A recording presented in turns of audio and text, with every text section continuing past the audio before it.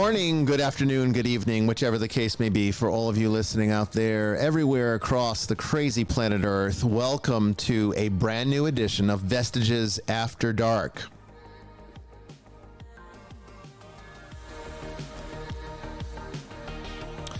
And I am your host, Bishop Bryan Ouellette, coming to you live from the foothills of the Appalachian Mountains on this August 17th, 2021. Tonight, we got a fantastic show for you tonight. We are talking about the afterlife and reincarnation. And we have a fantastic guest to lead you through the journey of these two subjects. He's written books on this topic, he's had personal experiences, and he's worked with clients. We have a wonderful 2 hours, maybe more. Don't go away.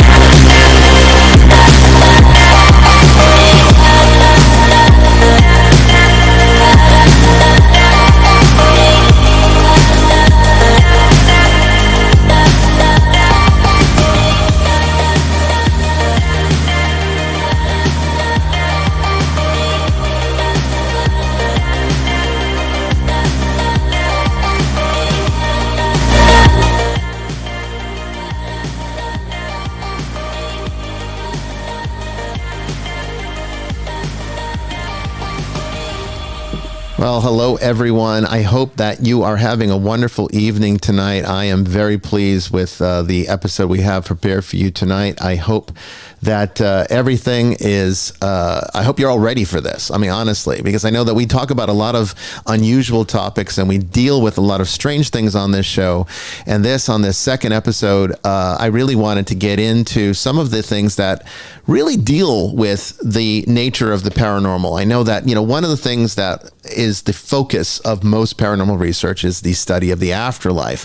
It fascinates people. People want to know more about what that is and what that means and what there might be beyond the veil of death. And this show hopefully tackles that subject matter. And tonight we are going to go into it hook, line, and sinker with somebody that has had some fantastic experiences that can maybe provide some additional insight. I'm a person that's all about personal experience. Everything that I do, from the way I run the church to the way that I run this show to the way I run this ministry, I am constantly in the mindset of working with people at their level, trying to work with them at a point that they can connect with. That's why I do what I do. And it's why I tend to do things in an unorthodox manner, which tends to sometimes upset the establishment. But you know what? I really don't care about that. It doesn't matter to me. I'm not here to please people. I am not here to make it easy. I'm not here to, whitewash the whole situation so that you're comfortable and I'm comfortable and we just think that everything's okay. No, we are going to tackle things as they are, authentically, by reaching to our inner authenticity. I hope that this show has been that for you. I hope this show has made it possible for you to learn how to do that in a way that replicates my process and what I have tried to teach my students and the things that we have dealt with in the last 4 years of esoteric studies with my esoteric mysticism course. Hopefully this is just a continuation of that, in a way for all of you to really be able to expand upon your insights and your own insights and reach down into your collective realization, so that maybe if all of us are having these experiences, and they're all going to be unique to each and every one of us, maybe, just maybe, we can all link them together and have the full picture. Because I think that's where religion went wrong. This idea that I've got the right way, you've got the wrong way, you got to believe the way I do. You can't believe that way. You can't believe the way you were brought up. You got to do it this way. No, religion and spirituality share one major thing that unfortunately spirituality tends to recognize, but religion doesn't always. And that is that it's always going to be unique to you. You're always going to see it through the lens of your perception, and the way that the divine reaches you is going to be at your level. That's how God works, whether we like it or not. And we should like it, but religion doesn't tend to like that. It doesn't like to necessarily acknowledge that. And that is the way that it is. And that's why we do what we do. And that's why I teach you what I teach you so that we can hopefully arrive at a more enlightened place. This show tonight, I think, is going to be that for you. Okay. And, at the beginning of every show, I like to go through some of the questions that I get, on social media and various places. And Krista from Twitter messaged me this week with a complex question that was not really something that I felt comfortable answering on Twitter. So I told her, I said, I will answer it on the next Vestiges After Dark. And hopefully she is listening tonight so that she can gain the wisdom that she was looking for. And hopefully I can provide that wisdom in a way that is meaningful to her, because it wouldn't be of any value to any one of us if it's just me talking and she's not understanding. So this is her question, and let's see what I can do to answer it. She says, "Hey, Bishop Bryan, I am curious about something. I was in a Christian home. Grandfather and dad are both licensed ordained ministers, and was always taught that it's a sin to question God. Even had a few Catholic priests tell me the same when I went on and searched and study different religions to help find my spiritual self. But if our free will truly comes from God and he truly wants to teach us and show us our purpose on earth, wouldn't he want us to ask questions when we don't understand something in order to help us best fulfill his plans for our existence? Or does he truly see it as a sin when we question him and or his reason for allowing something to happen in our lives, be it good or bad? I'm genuinely curious because I do my best to live by his word and the example that Christ set for us with his life, but I always feel guilty anytime I question his purpose or something that happens in my life." So ultimately she's asking that, is it a sin to question God? And the answer to that really comes back to it really is based upon where are you at? Krista, in your questioning of God, is it a genuine thirsting for wisdom, or are you using this as a manipulation tactic because you don't like certain things, or you're not certain on certain things, and you want God to, or you're demanding maybe passive aggressively that God that you demand to God that he provides you some insight into this. That's really the difference between sin and acceptability, at least as far as the church is concerned. I would say it's never a sin to question God. It's a sin, honestly, to be apathetic to searching. And the relationship that we are, as Christians, inspired to build with God is all about that searching. It's all about that questioning. You can't have searching without questioning. It doesn't work that way. It doesn't work effectively that way. And so there has to be some kind of questioning. And honestly, I would actually argue that if you're not being disturbed enough to question the things that you believe in, or the paradigms that you've adopted, or the biases that you live by, then you're really not spiritually progressing at all. You're not making any progress, honestly. You need to question. That's what it's all about. And God definitely gives us the faculties of reason. That's part of our creation. That's what makes us separate from just about every other creature that we know of, every other species. We have reason. That was given to us. That's ultimately, if you really want to get technical and scientific about the nature of theology, when Scripture says that we were made in God's image, what he's really saying is that we were given the same characteristics that are God-like characteristics, things that God himself possesses. Reason's one of those things. The ability to create is another. If you can't question, then you can't create and you can't reason. And I think, honestly, when you look at the world today, I see just automatons everywhere. Nobody questions anything. Someone tells you to do something, you better do it. You don't ever stop and say, well, what's the reason behind this? Is this the right course of action for me? But the world wants to put you in a category. They want you to be neatly compacted into a box so that you fit into their expectations. And religion does this so well, unfortunately. It doesn't really need to. It shouldn't. Not all religions are as bad as others in terms of doing that. But, ultimately, most of the time, that's what results from it.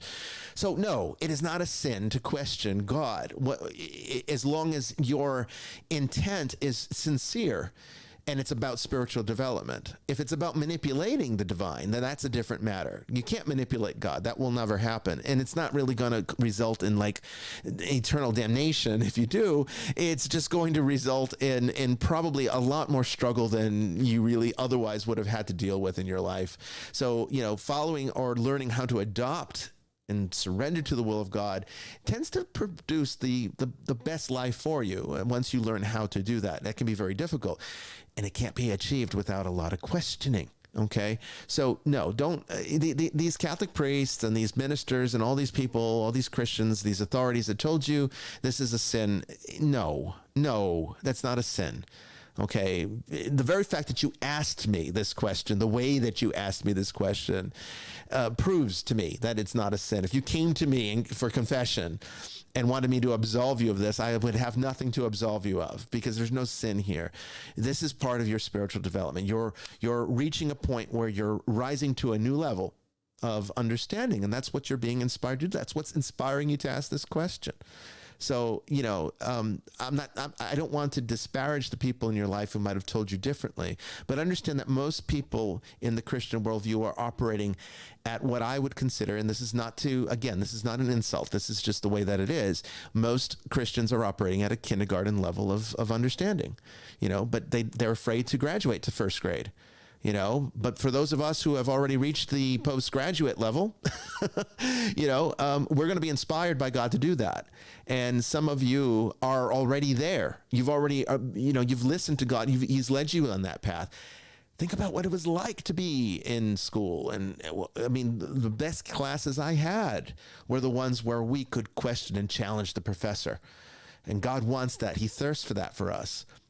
That's why we're not given all of the answers. That's why we live in a world that is largely dark in terms of our understanding, and we have to grow to understand. That's by design. That's not accident.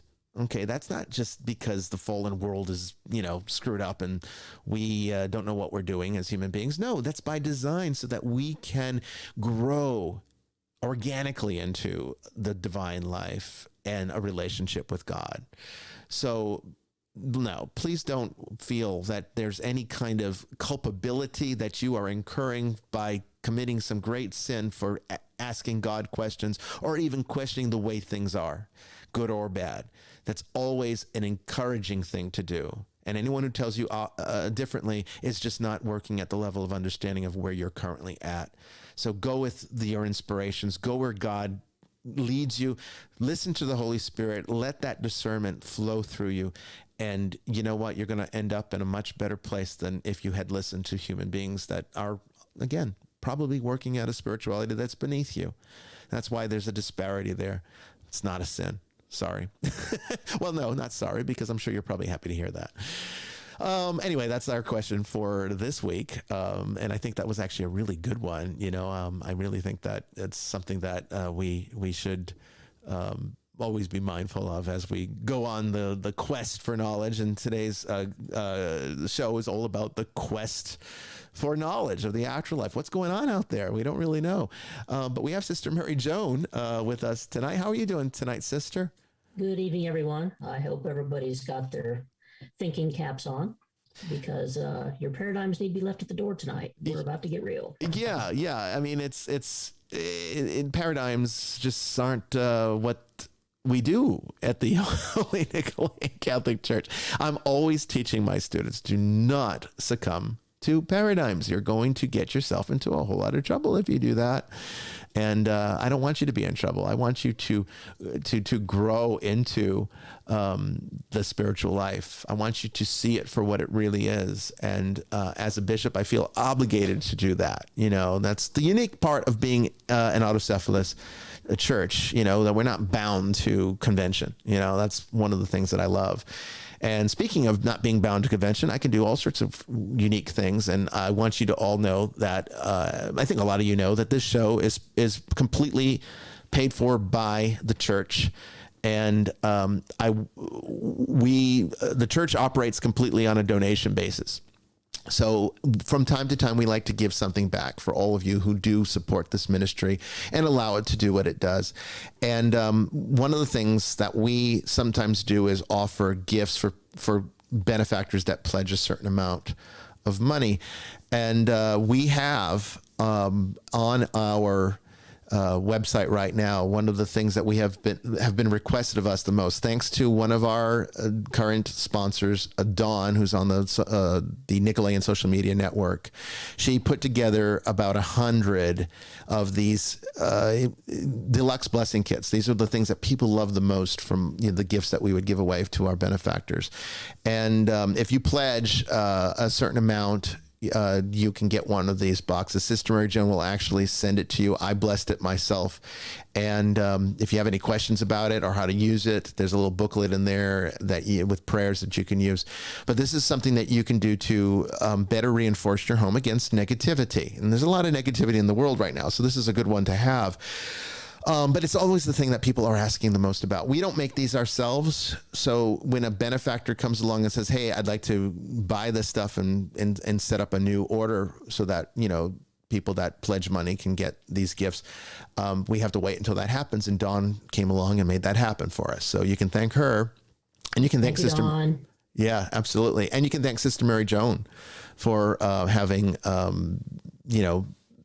done the rest of it, because she puts the actual blessed objects together and then sends them out. I think you actually put a little... Thank me after I get it to the post office and it gets to you, because the post office is pretty shaky these days. It really is. Yeah, it really is. So, expect some delays, but we try to get them out fairly quickly. But, we will get them. If you don't get them, email us and we'll figure out what went wrong. Yeah, we'll take care of you. Yeah, we'll take care of you. We'll get it to you one way or the other.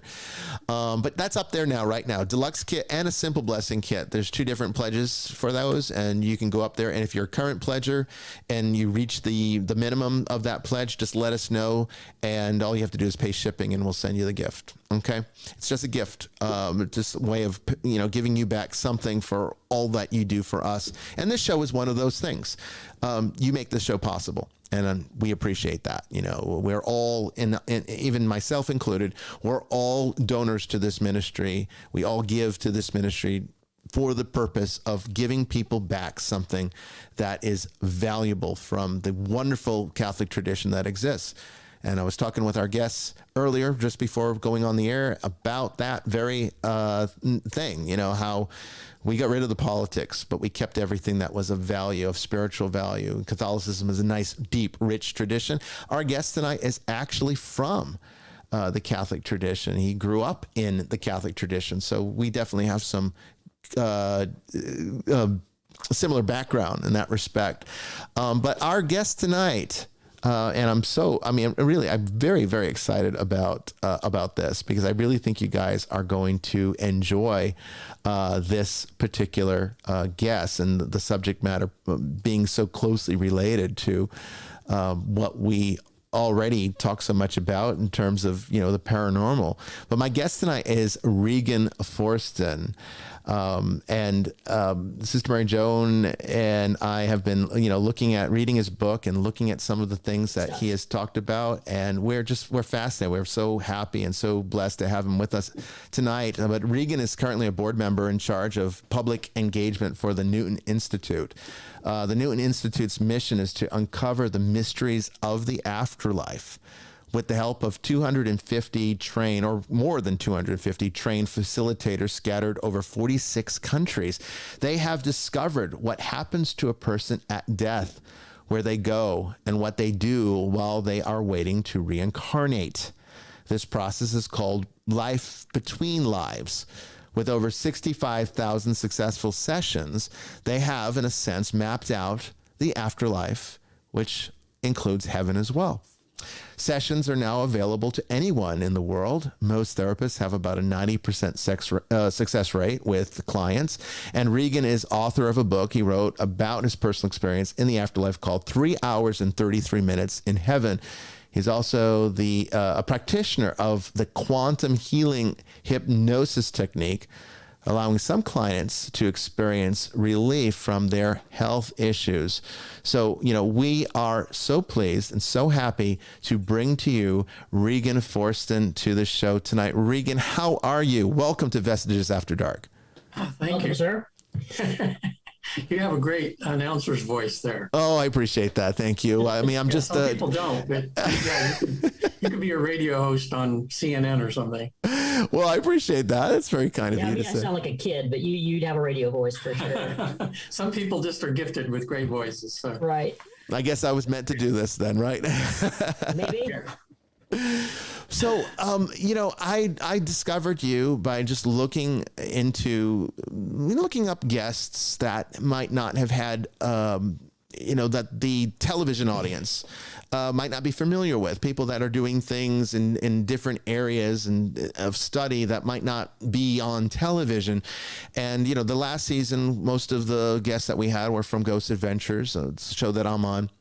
But I wanted to do this season a little bit differently. I still will, bring some of our guests on from Ghost Adventures, but I also wanted to start looking into what other people are doing out there and to maybe explore the paranormal from a different vantage point. So much of Ghost Adventures is about ghost hunting, and that's a particular kind of study of the paranormal and the afterlife. But what you do is a little bit more scientific in some ways, because you're doing it from a more of a clinical vantage point, which I find absolutely fascinating. And, I read parts of your book, most of it actually, 3 Hours and 33 Minutes in Heaven. I'm going to finish it. I just didn't have time to finish it before the show. You got to the 2 hour and 45 minute mark? I got 2 hours. Yeah, probably about 2 hours. Yeah. Yeah, about 45 minutes. But, you start off the book with speaking about how everyone has a built-in God switch, which allows us to communicate directly with and explore heaven.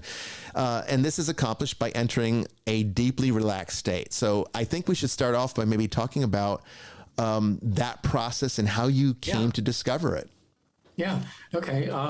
This is the amazing thing. It's like our God switch. I kind of turned with the God switch. I don't know my other practitioners what they call it, but that's an easy visualization for me, because it seems like when people get to the certain point of relaxation that they can just flip a switch and it's just so easy. They go easily to a past life. They see themselves pass away.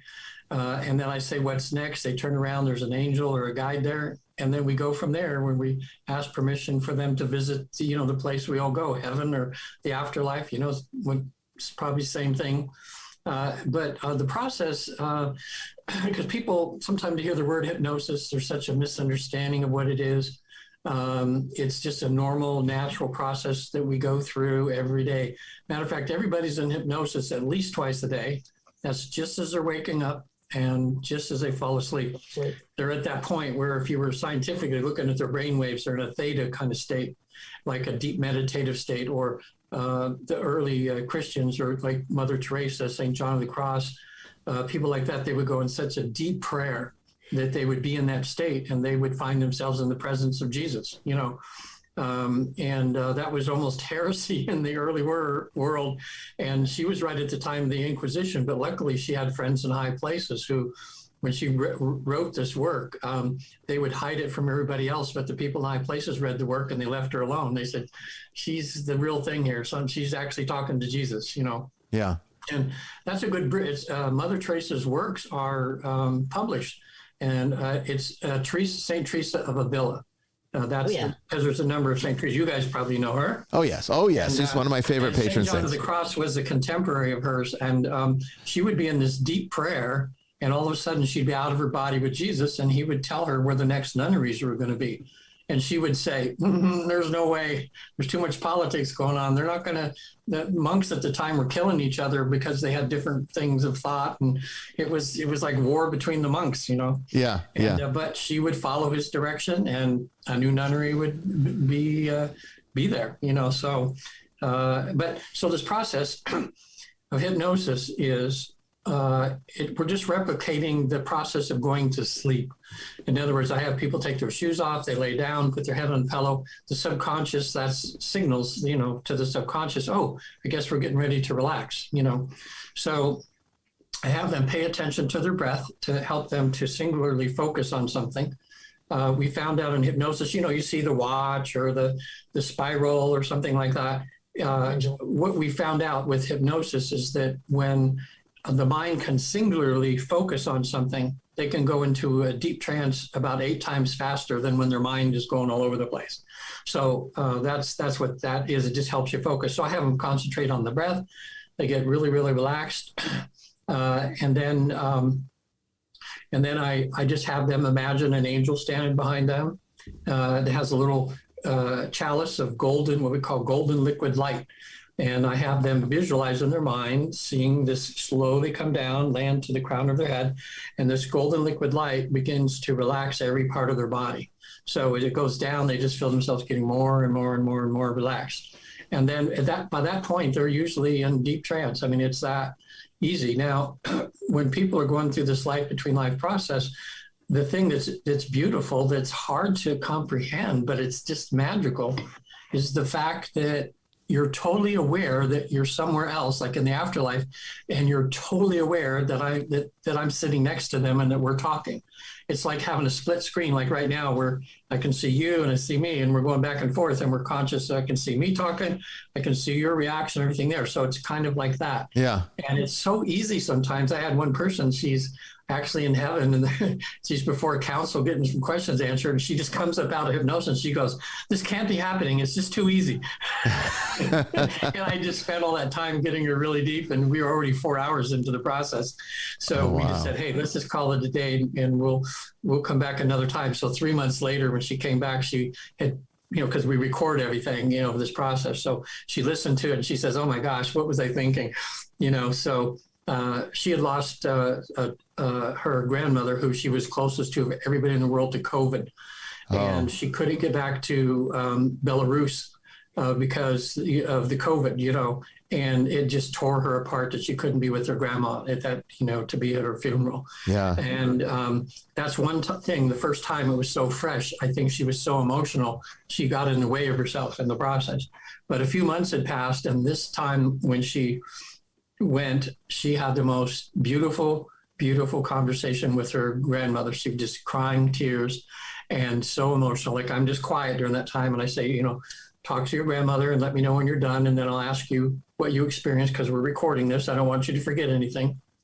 And she just found out that her grandmother was actually one of her guides come down in this life to be with her, to help her progress spiritually, you know. Yeah. Beautiful session. So when people get really, really relaxed that way, then the next thing that I do to get them prepared for what's going to happen is I do something to help them engage all of their senses. I just have them imagine an imaginary island or a mountain meadow or something somewhere that where they can feel totally safe and just be themselves, where nothing of a negative nature can happen at all, that everything is kind of part of their own spiritual energy in this place. So they feel safe. Right. And there, I just, I have them using their imagination, smell and see and hear and experience everything there. It's kind of like a warm up for what they'll be doing when they go to a past life. So from there, I have them feel themselves rising up above the earth, looking down at the earth. And then I'll say, well, look to your right. There's a magical stairway that's going to appear golden. And as they're watching it transform, or there's a step for every year of their current life. So I have them float up to the top, look down at all, say they're 48 years old, there's 48 steps. And this is, people really enjoy this part because they're going to remember things they have not thought of in forever. Yeah. And I'll have them walk down to a particular step and I'll say, okay, you're on step 21, 1, 2, 3. You're in front of the door where you lived when you were 23 years old. And all of a sudden their memory of that comes back and they can see their door. I have them go inside and, you know, where's the kitchen? And they'll tell me, and what's in there? And they'll see all this stuff that just comes back to their mind. And they'll go up to their room and I'll say, oh my God, there's those posters I had on the wall when I was 21 years old, or, you know, and whatever they're doing. And we do that just to kind of, again, get them used to recalling memories, because what we're doing is just accessing another vault. It's a little deeper than what's happened in this life. It's what we call it a superconscious, which is the memories that we have from past lives. So from that point, because they're deep in trance, they're talking to me, all their senses are ready to go. And then I have them imagine themselves getting younger and younger back to their first childhood memory. And people say, they go, oh my God, that's right. That's my first memory I have of this life, of being this person. And they'll explain what's going on, what they're feeling, if they know how old they are. Sometimes they're toddlers, so they don't really know, but, you know. And then here's the magical part now that blows my mind, because it's just such a beautiful experience for people. I then have them imagine themselves getting younger and smaller and younger and smaller. And now they're only a year old, and now they're 10 months, and now they're 30 days, and they're 25.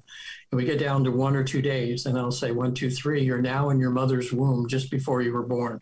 And I am amazed at how, I'd say about 90% of my clients find themselves in their mother's womb, fully aware. They're going, oh my gosh, it's so tight in here, I can't move. You know, they know what their mother's thinking. They know what their father's thinking, because the wall of forgetfulness hasn't shut off yet. So they forever, how long, like one of the questions I've asked when they're in the womb is, I say, when did you bring yourself into this womb? And the average is about, 5 or 6 months into the pregnancy. Some come early, some come right into last minute. They just say, no, I don't want to hang around and do nothing. I just want to get there at the starting gate, Yeah. But when I ask questions there, I'll say, why did you choose this person to be your mother? And they'll know the reason. I'll say, what are you going to teach your mother? And they'll know what they're going to teach, we're going to try to help their mother with.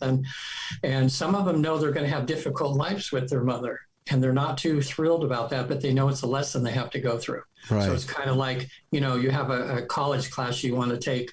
It's going to be, you're going to be up studying for, never getting any sleep. And it's going to be hard. It's going to stretch your mind. And that's how it is sometimes. So we get a lot of information from people in the womb. When I did it for my journey, the very first time because I was not prepared for this, and the facilitator says, okay, now you're in your mother's womb. It kind of grossed me out. I wouldn't be prepared for it either. Yeah. My physical self, my analytical side was going, no, I'm not going there. You want me to do what? And it got me so much out of it that we stopped the session. So a few of the other therapists that worked with me for a few days, and we actually worked on some mother issues just in this life, because I had a wonderful mother, but she was never one to really be very nurturing, because she was never taught that. She's a wonderful woman. And I've been to the other side twice now, actually. And this last time I really had nice conversations with my mom. But anyway, so the next time, boom, I went right into the womb, and I was just crying my eyes out, because I could just feel my mother's anxiousness about this. I was going to be her second child, and she still didn't have the hang of being a mom.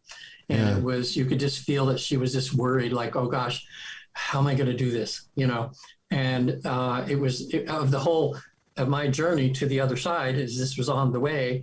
It's one of the things I remember. Like, I feel I'm much closer to my mom now than when she was alive, just from having felt what it was like to be in the womb, And I know for some people listening, they think that sounds crazy, and I did too, but I experienced it. And then I see my clients experience every week. And so I know it's a real thing now. And we learned a lot about soul. So a matter of fact, as I think of things, I'll just mention them, because sure. Later. Yeah. But it seems like in this research that we're doing, what we're finding out is we're just backing things up a little bit about being created, because the general consensus is that God creates us in the womb. But what we're finding out, we back it up a couple steps, that actually God created us in the afterlife, in heaven. That's our home, where we come from, and where we all want to go back to. Okay, so in a sense, we just have one. People say reincarnation. Well, that's how we're explaining a lot of lives you live. But in a sense, we only do have one life, because God created us up there, and then being up there and being created, we've just decided to have experiences. So we go in. You before you were in your mother's womb. That just hit me. That's right there in the scripture. Yeah. Right in scripture. I knew you before you were in your mother's womb. Yeah. Okay, it actually says that. Yeah. That's beautiful. I forgot. Yeah, that is. That is beautiful. I remember hearing that too. Yeah. Yeah. And so it's like, and God's, he knows us already, because he created us. He knows everything, and he knows we're just going to school now, So when I started having that concept that I do just have one life, but I just choose to have many adventures, like in this life, I've been an actor and a professional clown,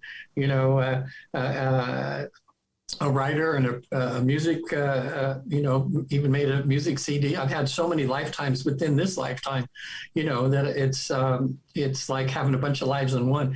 But when you realize that your soul with the body and not body with the soul, it also changes the concept, and you realize that this is me. And when people that I have in trance, and they go to a past life, and they leave that life, they feel some of them had really difficult lives, really difficult. And a lot of people in this lifetime have very difficult lives. So when they get to the other side, they say, oh my God, I feel like I'm whole again, like I can breathe. And when they get to the other side, because of whatever past life that their subconscious or their higher self decided to show them, I always ask the question in the research part. We say, what was the purpose of that life? What did you learn? And is there anything that you were supposed to do that you didn't do? Because we find out, we come down here with a mission and everything, but we get sidetracked with sex and drugs and alcohol and and things like that. And so, and because of free choice, it's not always as easy as they think it's going to be. So sometimes they get up there and they go like, I just wish I'd spent more time with my kids, or, I was supposed to do this and didn't do that. And the people, when they're on the other side, are their worst critic, because they know what their plans were, and they know what they blew it and that. But so in the process, then when they go through the womb, I just have them gently leave their mother's womb, which is a very emotional experience for people.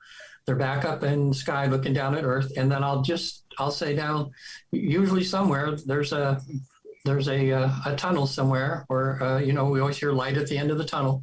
Mm-hmm. And I'll say, look around, do a 360, and they I would say about 70% of the time they'll say, oh, there it is.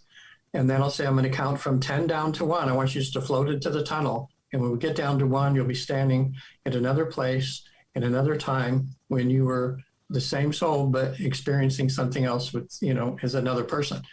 And so we get down to 1. And then first thing I do is I say, tell me if we try to acclimate them to where they're at. I'll say, is it daytime or nighttime?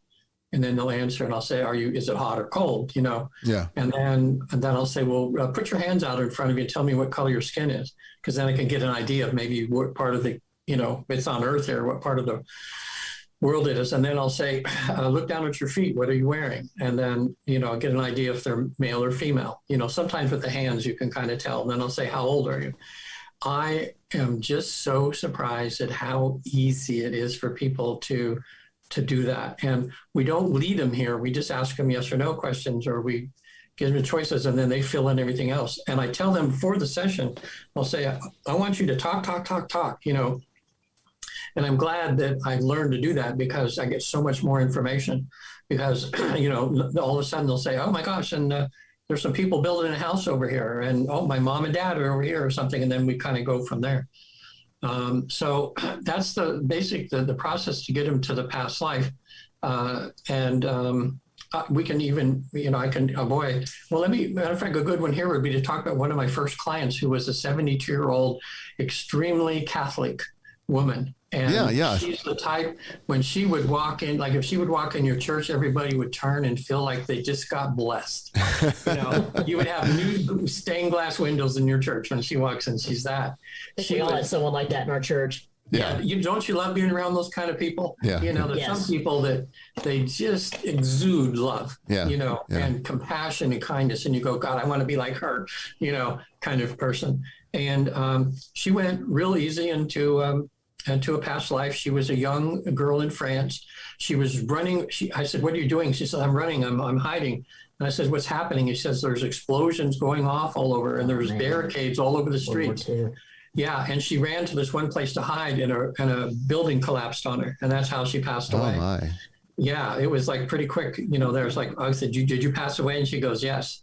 And I said, well, what happened? She says, a building fell on me. So anyway, then there was after she's seeing, away from her body, her soul's left her body, and I said, well, look around and see if anybody's there. There was a guide that was there. And he proceeded just to take us to the afterlife. And she had an amazing time there. So we have people prepare a list of questions, because we know when we get them to the afterlife, one of the highlights is asking permission to go before a council to get your questions answered. And this relates to the woman who was saying about questioning God, okay? And that's why that's why I wrote that down when you were answering that, because people's councils, there's different councils for everybody, kind of like, but people that are appropriate for you and your questions you need to answer, they will answer questions to what we might even consider silly questions, like, what should I wear to church on Sunday? I mean, they don't care. I just love it when you ask questions, because they know it's about learning. Your question may be silly to people listening, but it's to that person. It may be something that they need to go that next step, to have a little more understanding about God. Yeah. So she got her questions answered, which was really cool. And then I happened to think at the time, we'll talk about soul groups and everything in a little bit too, which is really fascinating. But she had been to her soul group, which is the people you regularly incarnate with, and we can go there in a minute. But I wanted same as your soul family, right? Yeah, your soul family, right? And wow, that's really cool. But I asked him then. This was towards the end of her session, and I asked the panel over there of guides. I said, is there any place else that we haven't thought of that maybe she could visit that I've not thought of? And they said yes. And I said, okay, 1, 2, 3, you're there. And I said, tell me what's going on. And she was like, whew, whew. And then it was over. And she said, I said, what happened? What had happened? She says, oh my God, they opened this world, and the energy and the lights, she said, the color of lights, like this kaleidoscope of lights, and the energy was just so magnificent that she couldn't really handle it yet. And what they were showing her is where she can try to attain another level of awareness, and giving her, saying, well, if you get another level of awareness, you can be exposed to this level of intense, beautiful, loving energy. So they only gave her a glimpse, but it was really amazing. And then to finish up, I said, well, she's an artist. Is there a place here where artists get their inspiration? They said, yeah. So all of a sudden we're at this temple, and they had all these rooms and people going in and out of like classrooms and things. And the guide took her to this room where people were painting, and they were there. And the guide was saying, this is where people, when they're in tune with their selves and they're painting, this is where inspiration comes from. And she said, she asked them how she could be a better painter. And they said, you're too technical. He says, you need to paint as if you're a child. the excitement and the wonderness of a child. And she realized she'd gotten too much into, well, this has to be this way and that way. And they says, drop all that. The techniques, just paint, just create, get into your heart. And that was beautiful for her. Oh my gosh. And then I forgot. I just forgot until now. This is really cool too. Yeah. There was one other room she was interested in. I says, well, go in there. And people were sitting there with tablets, and they were writing stuff that looked like Chinese characters. And I said, well, what does it say? She says, I don't know. It looks like Chinese characters. And I said, well, go up and ask one of the ones what they are doing in this classroom. And one of the students turned to her and they just said, out of the box. They were learning how to look at things in an untraditional way. In other words, God was saying, you gotta look at things out of the box to get the full thing here. Yeah. So, see, Bishop, you're on the right road. I never questioned it. Yeah. So then I said, well, see if they'll let you do some. And so she sat down and she's entranced and she's giggling because, she's doing all this stuff. And she says, oh God, I'm doing all these cool characters. And I said, well, what does it say? She says, I don't know what I'm doing these characters. So when she came out of the session or something, she just, and the one other thing they did, which really was a highlight of the session for her, she was a bit estranged from her daughter. And her daughter was coming from across the United States to visit her for the first time in a long time. And she was a little apprehensive, like, how am I going to connect better with my daughter? And they said, you just need to listen to her. Stop giving her solutions to everything. She just wants to know that you're listening.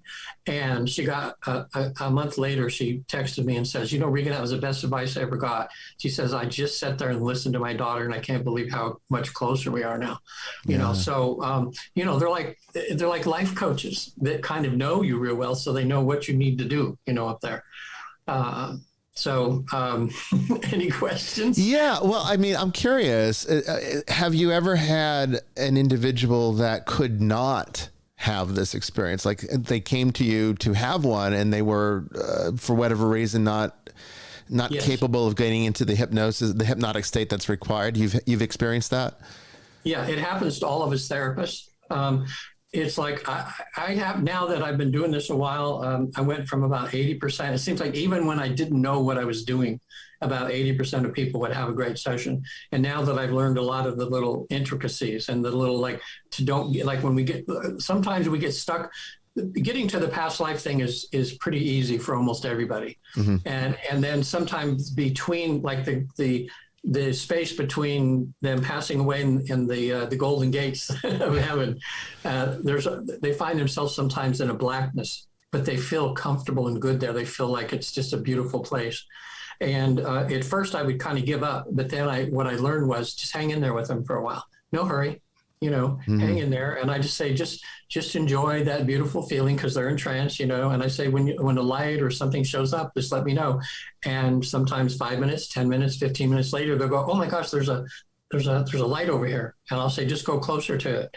And boom, then they're in heaven, guides there, it's that way. So just had to learn to be a little patient. But however, about 10% of my clients, because what I do is if they are unsuccessful in the first session, I give them a second session for free. Now, every therapist has their own way of doing things, but I'm happy to do that for them. I say, look, just take the pressure off because some people have performance anxiety. Yes. Like they think they want to please me, and they're afraid, oh gosh, what if I'm paying him for this and I've just money down the drain? What am I doing here? Right. Yeah. Well, there's those of us too.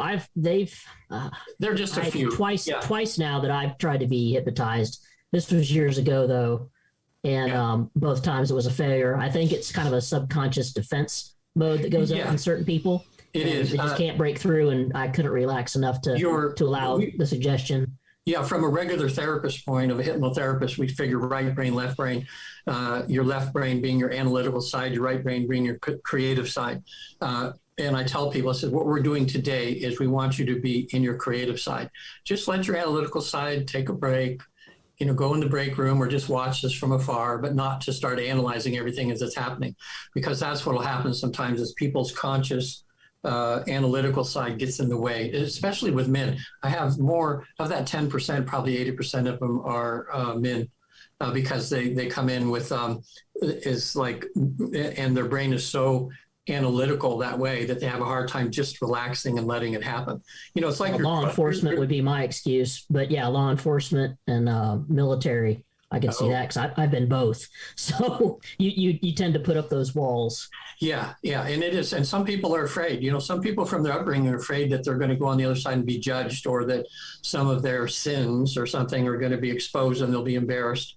Different things like that. But luckily, most of the people that come to me have done some they're like you guys that have kind of broke out of the box a little bit, and they're more relaxed at like just trying to find out what the truth is. And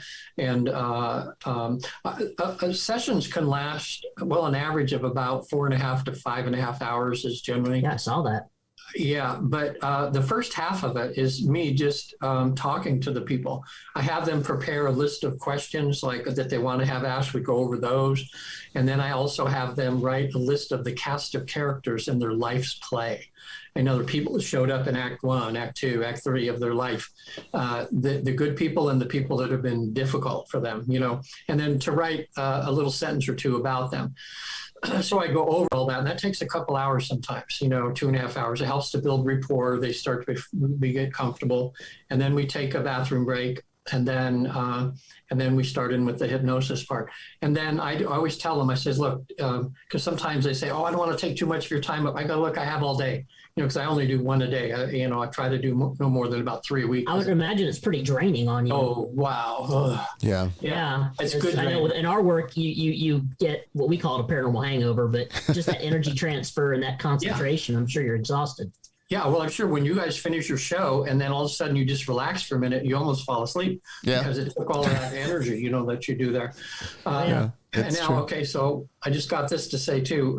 When I was on my journey to the other side, one of the most exciting things for me, I was on my way back from heaven, and I was above the earth looking down, and it just was so beautiful. I mean, the earth from above is just like, it's like a magnificent painting, you know. And my guide was with me still, Rebazar, as I call him, and as he had me call him. And then he said, you sure you want to do this? And I knew he meant this work that I'm doing now. I know, just because it's all telepathic.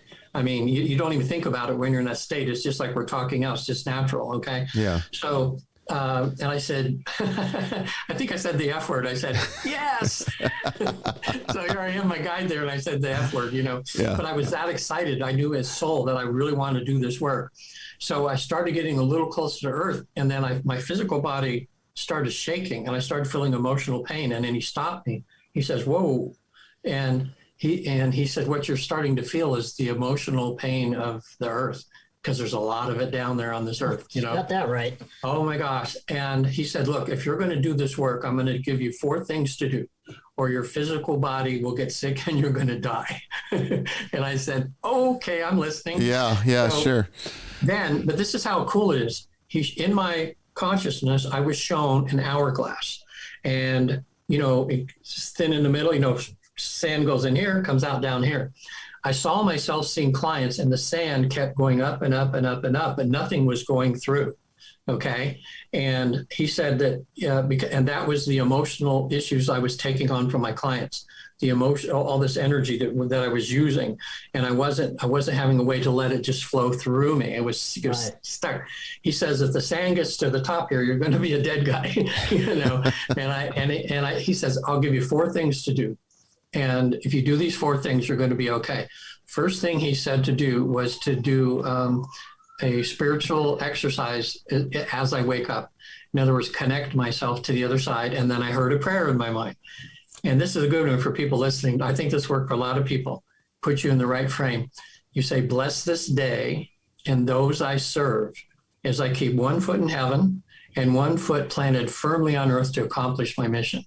And I thought, wow, and as I wake up and I see, okay, I'm here, you know, I'm about 90% good. I'll say that every day. And it just puts me in the right frame of mind, you know, that I'm here to be of service, you know. Yeah, sure. So the second thing he said to do was to talk to other therapists and find out how do regular therapists balance themselves, you know, because suicide rate's pretty high among therapists because they get so crazy from listening. You're taking on all that pain. Yeah. You know, from pain, people's emotional pain, you try not to let it get to you, but it washes onto you, you know. And so I began to other therapists that I knew, and I got some pretty good grounding techniques and that. The third thing was to do as many random acts of kindness as I could do. And I saw myself in my mind in a store, someone had thrown a piece of trash on the ground. I just reached down, picked it up, put it in the trash can. And then I saw some sand go down to the bottom, you know, like this in my mind. And the fourth thing was to spend more time in nature. You know, they said nature is God's healer. that the vibration and everything that's there. People need to spend, when you're depressed and that sort of thing, go to the ocean, go to a lake, go walk in nature, listen to the birds, maybe do some meditation or contemplation in a beautiful place. Just took the words right out of my mouth. That's what I do, Regan. Oh man, I mean, nothing better. Yeah. So I've been doing all four of those things pretty good, and so far so good. And people say I'm actually looking younger. Yeah, you do. Well, you look very well. I mean, I don't. Do you mind me asking how old you are? I'm almost 72. You don't look it. Well, I'd say you're probably. I mean, I would have guessed maybe. I would have guessed maybe mid-50s. Honestly. Oh, wow. Yeah. Oh, that's good to hear. Yeah. Okay. I'm not trying to flatter you either. It's true. Don't we all feel that way? It's like, you get to 40, you feel old. You get to 50, you feel older, 60, older. But when I was 40, I actually went through a divorce at the time. Someone I was married for 20 years. And it's in the book, and I remember looking in the mirror and I thought, God, who's going to want to be with a 40-year-old? I thought, oh my God, I felt so old, but it's all a matter of perspective. And between 40 and 50 were 10 of the best years of my life, and then 50 even better. And now I was kind of semi-retired until I decided to do this work. And now I'm kind of getting back in it full time because I just love it, Yeah. I realized it was my mission. So there's so much doing a life between life session. People get so much out of it. Now, the very least that I've had anybody get out of it was this knowingness that God is real, knowingness that heaven is real, and realizing that they're not alone, that they have a rooting section on the other side. Angels, guides, people kind of whispering to them all the time about trying to help them in their life. All they're waiting for, on the other side, they're just waiting for us to open our ears enough to say, okay, I'm here. That's why 12-step programs, the biggest success they have, I think, in there is people finally saying, I can't do this by myself. I need you, God. I need somebody to help me because I'm too weak. And I just, they just say, I need some help. And once they do that and become vulnerable, that's kind of, they can start healing. Well, that's, I think, the foundation to most of psychotherapy as well, is the first step to healing is realizing that you need help. And that means reaching out to other sources outside of yourself in order to attain to the same, I guess to begin the process of healing. But we are talking with Regan Forston about his experiences in his work, the work that he does in terms of afterlife exploration and past life regression. Fascinating stuff, and we've got more for you when we get back here. Also taking your questions on the second half coming up. Don't go away.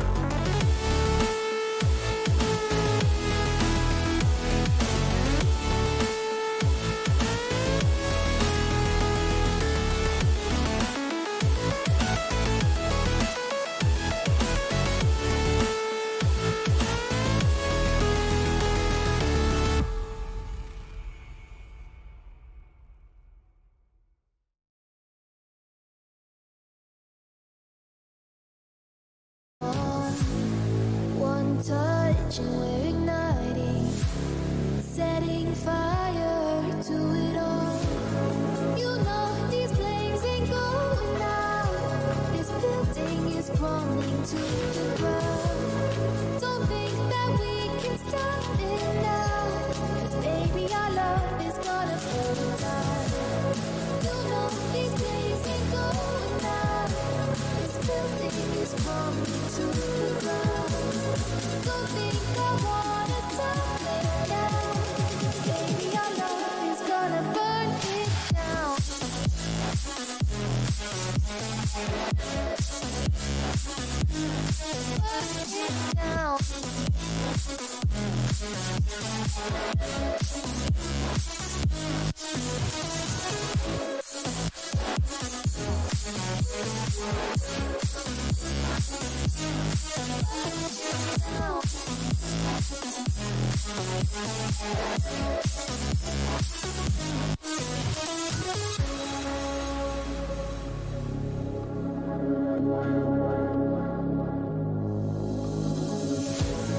One spark, I feel lightning blazing up through the darkest night.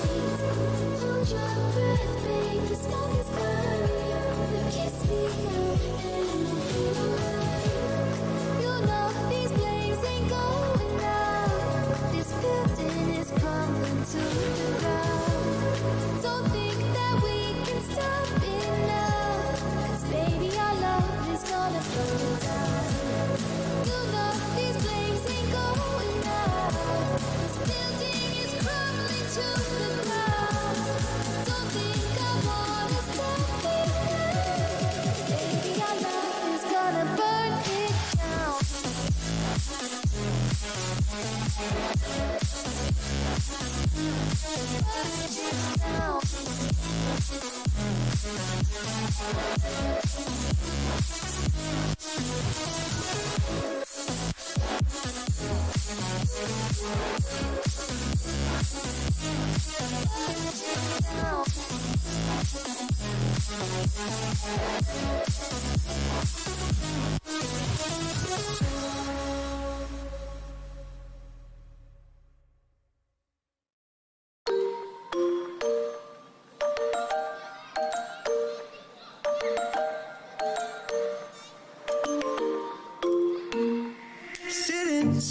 Sitting at the same old workplace.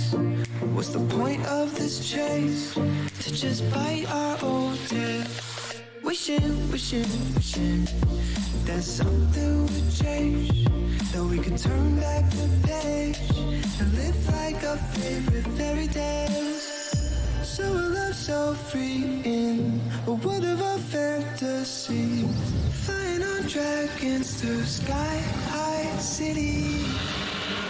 These are childhood dreams, it's how we used to be, when we were kings and queens in our childhood dreams. Oh, oh, oh, oh, oh, oh, oh, our childhood dreams.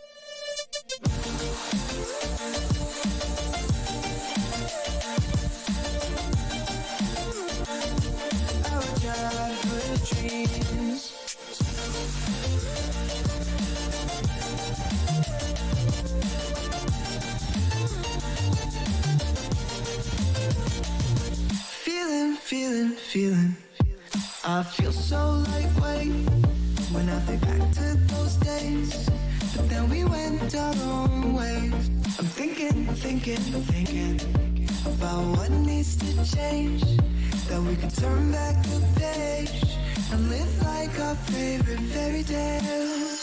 So a love so free in a world of our fantasies, digging up treasures and sailing across the sea. These are childhood dreams, it's how we used to be, when we were kings and queens in our childhood dreams.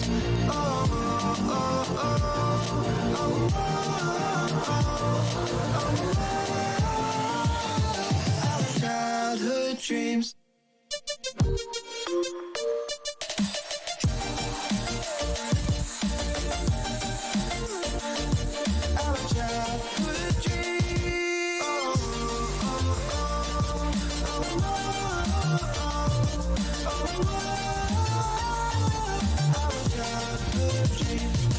These are childhood dreams. It's how it used to be.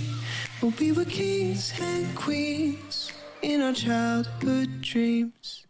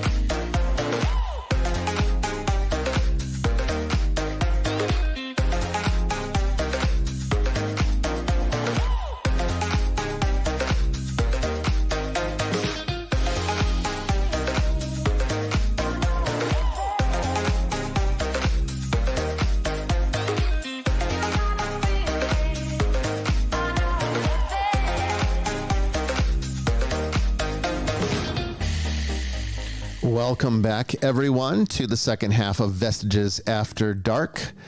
Once again, I'm Bishop Bryan Ouellette, and I am speaking with Sister Mary Joan and Regan Forston, as well as Father Chris Yates has joined us for the second half here to engage in the various questions and subject matter about the afterlife and reincarnation and what kind of implications that could have metaphysically as well as philosophically. We'll also be taking your questions from the chat room, and if you'd like to call in, the number will be on the screen shortly.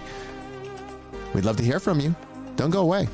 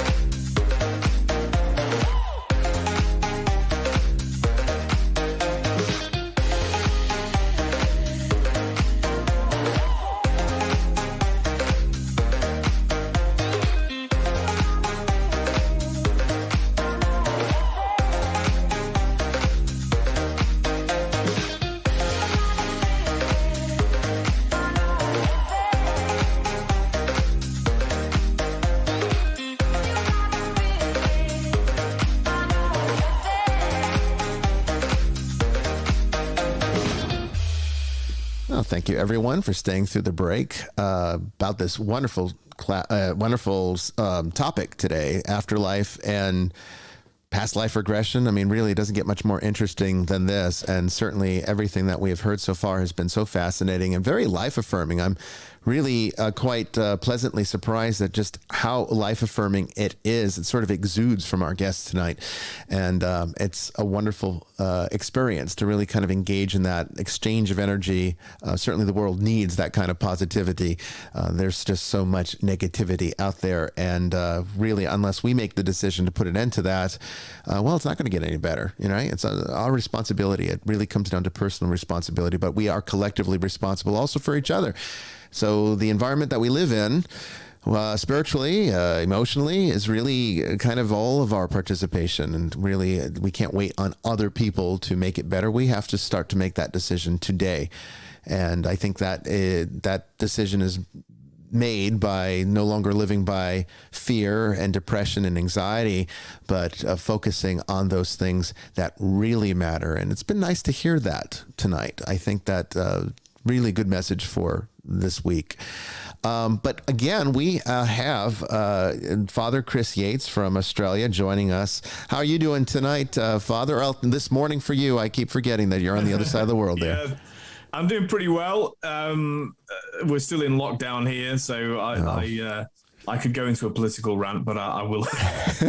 I'll avoid doing that. It suffices to say that this gives me a sense of freedom. So I'm very grateful for the internet and for the possibility. Happy to be on birthday here. there, inmate mate Yates. Yes, yeah, thank you very much. It's my birthday today. Is it So, really? Oh, well, happy it birthday. I is. did not know that. I did not know that. That's wonderful. Well, thank you for joining us on here. You should have said something. I would have said, you don't have to be here tonight. Not at all. So no, this is great. So I did in fact promise Sister Mary Joan that I would wear a T-shirt today because she asked me if I owned a T-shirt, Right. and I was determined to do so, but I had to go out this morning and I came in literally at the last minute. So I'm sorry about that. Though I was listening. I was Just want to listening make sure to you the have show. like a close. I think it's Yeah, a great thing. I promised my vintage Man United shirt, so I'll wear that next week. I Football jersey. promise. Yeah. That's right. wonderful. That's wonderful. No, I mean, I actually kind of like the fact that you're, a little bit more formal than I am in that respect. I mean, I'm always here in I'm just a T-shirts. bit more British than you are. You just are, yeah, and that's perfectly fine. I love that, and I think that adds a nice flavor to this show. I remember when I first moved to Australia, I'd often wear a cassock, Pinkies out, kids. Pinkies out. yeah, and a minimum I'd wear a shirt, and I remember somebody saying, "Oh, why don't you wear something more comfortable?" And I said, "But I am comfortable in this," and I'd be very uncomfortable in something else. Something else. I understand. There we go. I actually, if I may, dare to delve into the show. Yeah. I was kind of a thought bubble sparked when it was mentioned about this idea of the soul sort of chastising itself for not having perhaps achieved what it was set out to achieve. It helped. It reminded me of. Lots of people have a very, very wrong idea of God. That God is somehow capriciously just got us on the edge of he's got us on the edge of a precipice, ready to chuck us into hell. Right. Yeah. Whereas actually, that's not true. And I think it was Fulton Sheen, my great hero, your compatriot and a wonderful man, who said, hell is actually it's the place to which we assign ourselves. In other words, that we are so unable to forgive ourselves for having rejected divine love. It's the kind of technical way of explaining that it's eternal self unforgiveness. Yeah. So I was really it really chimed with me when you mentioned that, this idea of in fact, it's the soul's self evaluation. It's our evaluation of how we have offended divine love, how we failed to take opportunities we could have had. And that actually, that's why this great message in the Lord's Prayer is to forgive our trespasses as we forgive those that trespass against us. That actually those two things are so intertwined that you can't possibly be forgiving of other people if you're not forgiving of yourself, and vice versa. And more often than not, we're very hard on ourselves. Anyway, so it just got me thinking. So I'm very grateful for that. Yeah, no, I mean, I think that is, Regan really drove that home in a very interesting way. And I like his very analytical and objective approach to his work, because a lot of people, I think, can go off kind of on the deep end when you start getting into past life theory and, afterlife exploration. I think, you can get a lot of wild imaginings. And I think that the way that Regan does it is certainly always highlighting the unique personal experience that an individual has. I look at my own experiences, everything that I have done in my own metaphysical background, and also with the study of the esoteric, but also religiously and spiritually. And I've had, I've talked about this on this show before, my experiences with having visions of heaven, visions of what happens next, and some of my objective approaches towards that, and certainly, I kind of go into some very deep areas when I talk about those things, because they're very difficult to put words to. And, this audience has heard me speak about how typically our personal experiences are conveyed through a specific spiritual language, which I would say is the archetypal language of the archetypes themselves. How the various archetypes identified by, Carl Jung and Sigmund Freud, but also how those have been transmuted into esoteric studies. We see it with all of the divinatory systems like runes. Tarot is perhaps the best example, but even astrology.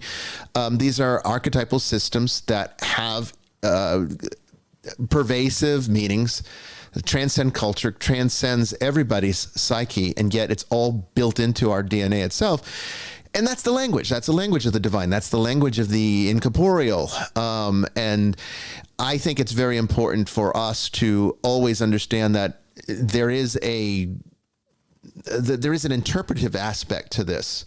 And that's where the individual comes in. If we negate the individual, if we try to lock them into the box and say, well, that's wrong and this is the right way to think, then we don't make progress. And everyone does. It's not just religion too. Religion's perhaps the one that's the most obvious example, but it's not just religion. We see it also with school. We see it with the way that they teach kids. I remember how for the first, I'd say for the first 10 grades, so from first grade all the way to 10th grade, I basically just sat there and tuned out.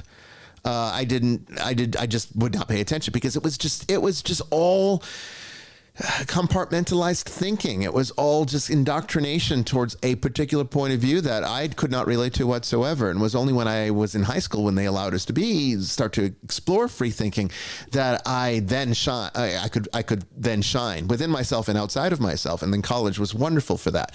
But overall, I think we need to approach our spirituality the exact same way. And that's kind of what I think the message that I've gotten out of the first half of this show so far.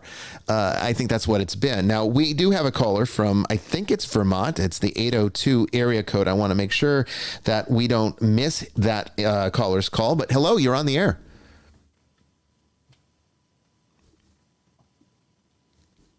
Hello, Vermont. You there? 802?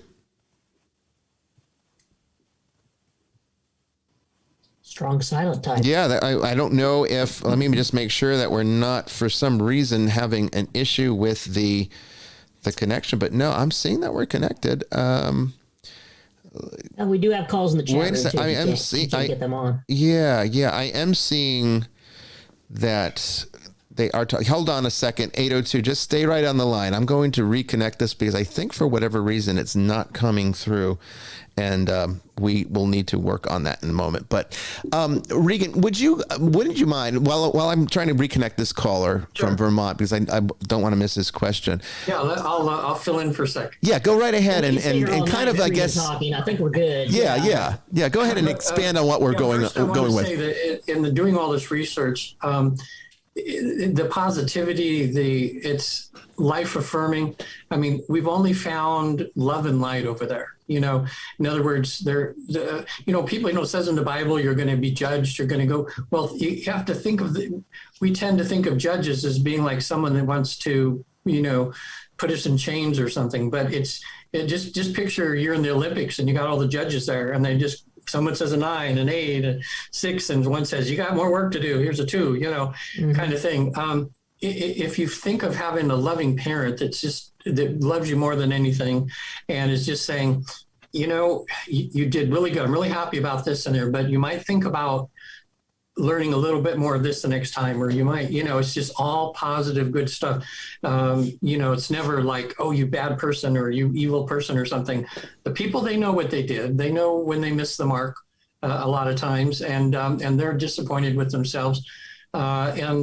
Actually up there, we found out that there's a semblance of a purgatory in a sense, because some souls say, man, I need to regroup here. And they just do like a timeout, and it could be for a few years, 100 years or whatever, but they go to a place to where they could do more studying. They can, in other words, get themselves prepared to learn these tougher lessons again. And then they can either decide to stay up there and do work, or they can decide to come down and like, let me try again. I screwed up the last. Yeah. I mean, Regan, the notion of purgatory is so sort of sullied by, you know, various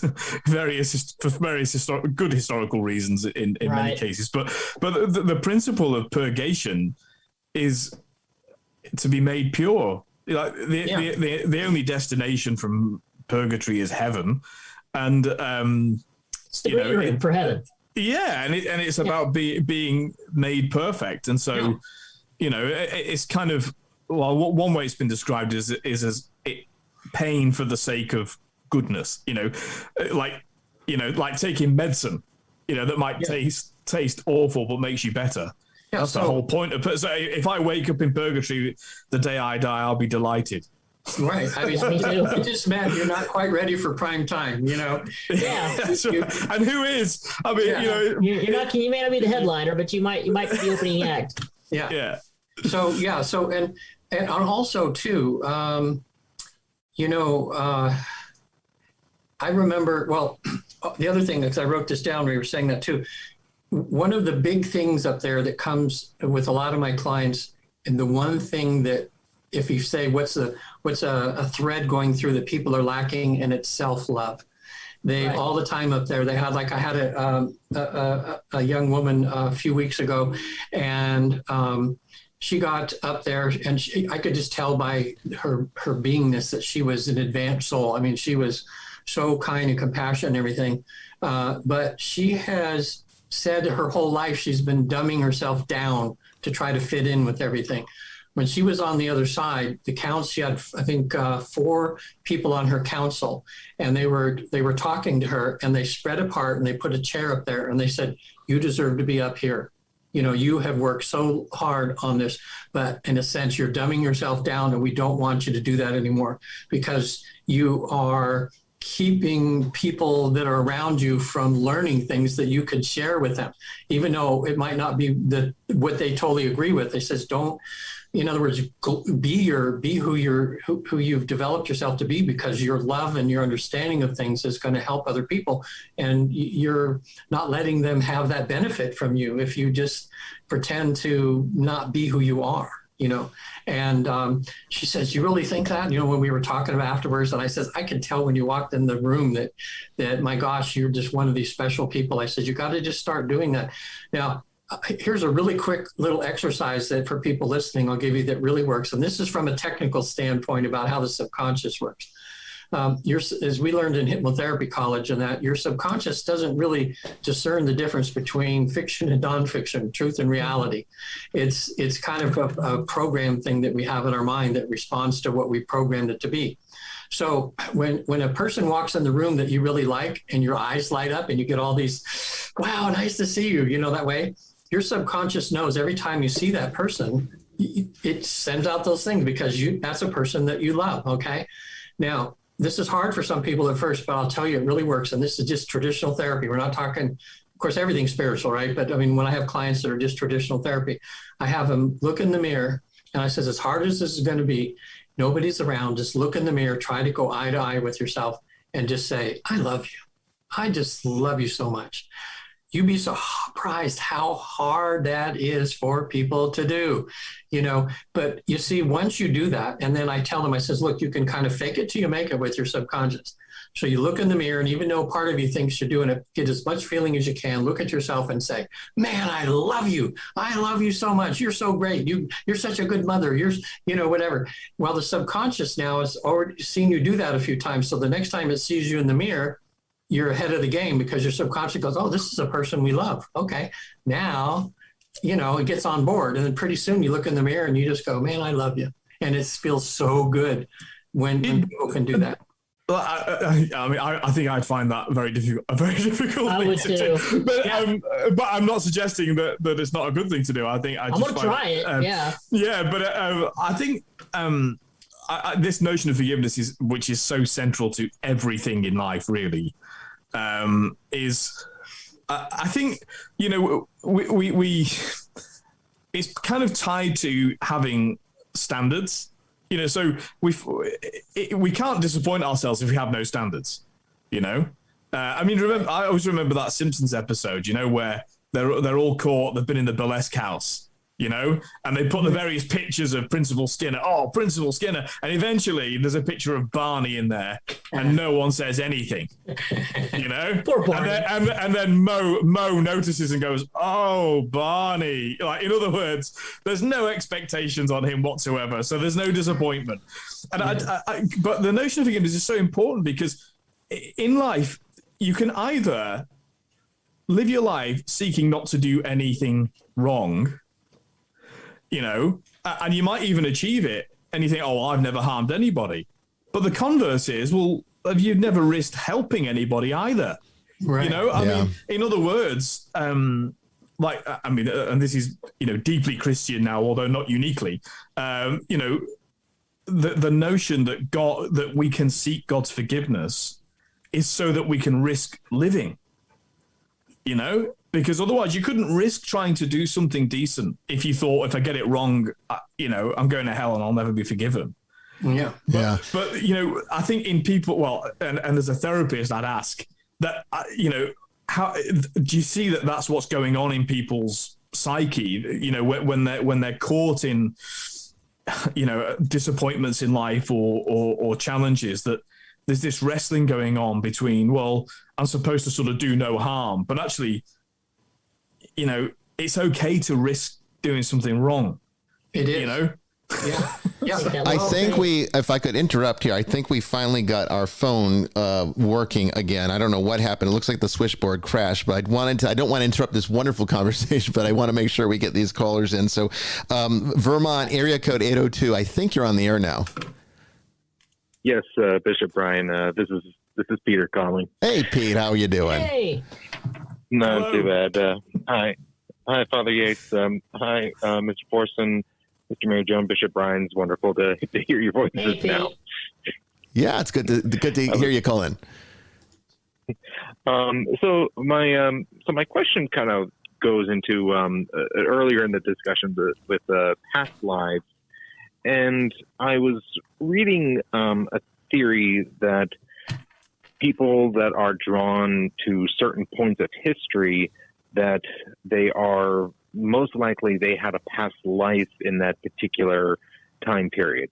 For like a personal example, I find myself very drawn to 14th century England, the War of the Roses era, and the U.S. Civil War. I find those sections of history like so fascinating. I try and find every detail, and so in the reading and seeing videos and discussions from medium and psychics about how most mediums or kind of that deal with past lives, their comment is like they're very surprised to find anybody who's on a first run through on this earth. So I'm just wondering thoughts on that theory, if it's kind of more hogwash or is there like a hint of truth to that? So be curious what thoughts are with the group. Certainly. Regan, why don't you take that one to start, and then we'll chime in anytime too. Oh yeah.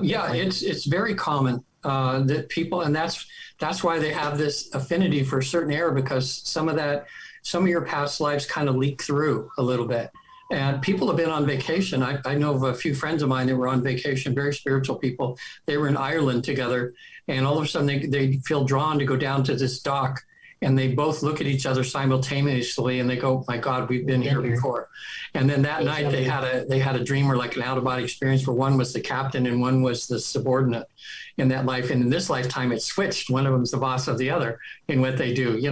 But it's very common that way. I was in prayer one time, just in deep, just doing meditation and prayer, and all of a sudden I was, in a sense, out of my body.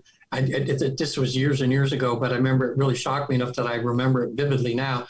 And all of a sudden, I'm running through the forest. I think I was in a blue uniform, not a gray.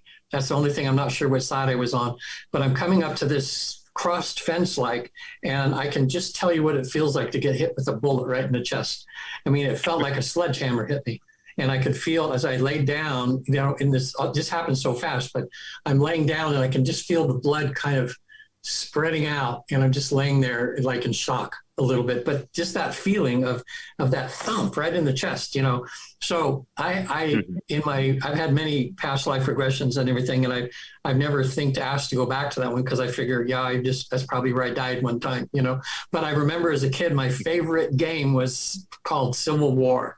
And I would play that for hours. Even when my friends would go home, I would just sit there and play both sides, because I just found it so fascinating, And I didn't think of that till I was an adult. I think, oh my gosh, I didn't do Monopoly. I didn't do all those. I did Civil War all the time.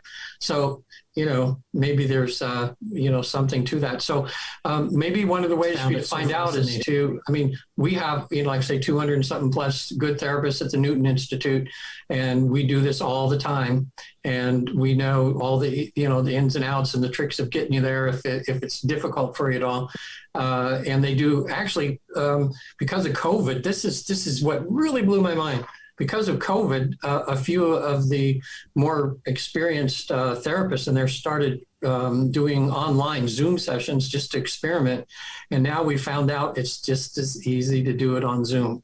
It's like this God thing seems to like cross, it's an energetic thing. It's more on a higher level than this. I have my third one coming up in 2 days on Thursday. Again, the first two, I'm on Zoom and we're doing it, and I'm going to myself while this is happening. I go, my gosh, I can't believe this is happening. But it's just, they were two fantastic sessions I had where they were able to go to the afterlife and back. So that's one of the positive things from all this, COVID stuff, is now we're available to do sessions worldwide, So I think that was a great question. And I would say, explore it. You could go to your phone book and try to find a past life regressionist, or call the Newton Institute. They probably have one in your area, and give it a shot, because that's a good starting point to open up a new reality. Yeah. Hey, Pete, I was just interested, which side were you on? Because I'm a Lancastrian. I was born in Lancashire. So I hope you're a red, not a white. Do you think Father Chris, should I call you Father Chris or Father Yates? You can call me, yeah, of course, whatever you like. Father Chris. Yeah. So do you have a sense that maybe you were in that conflict? I don't know. I think that I think what's amazing about Britain is that it's like these things happened yesterday. Oh yeah. Or they might even happen tomorrow. So, in fact, the first football game of the season, which is where these things are often expressed now, this is people forget this about sport. This is why. Anyway, I could go into a rant about sports people making protests before the game, as if it's about them. This team was around before you, right? And it'll be around long after. Anyway, but so the first game of the Premier League season was Man United against Leeds United, and it's the first time there's been a crowd to watch that game for years, because Leeds were relegated for a few years. And of course, Man United play in red and Leeds United play in white. Manchester's Lancashire, Leeds is Yorkshire, and the Wars of the Roses are still alive. So I feel like I'm still fighting the Wars of the Roses. Yeah. That's the question. Well, one thing I prepare people for before a past life regression is to say, okay, now you might find yourself doing some pretty bad stuff in a past lifetime, which I did when I was on the other side. And I started crying during my session, because I felt so bad of because I was, it'll show in my book. I was, okay, you guys, now remember, I'm not who I was back then, but I was on a Roman soldier, and I was helping him put Christians on crosses, I too have a very close connection to the Roman era. I don't know putting any Christians on crosses, but my whole past life thing, World War II, very close to me. I feel like I was there in the European theater. Yeah, The Crusade times, and then the time of the Viking era are very, very close to me. And then my Native American background.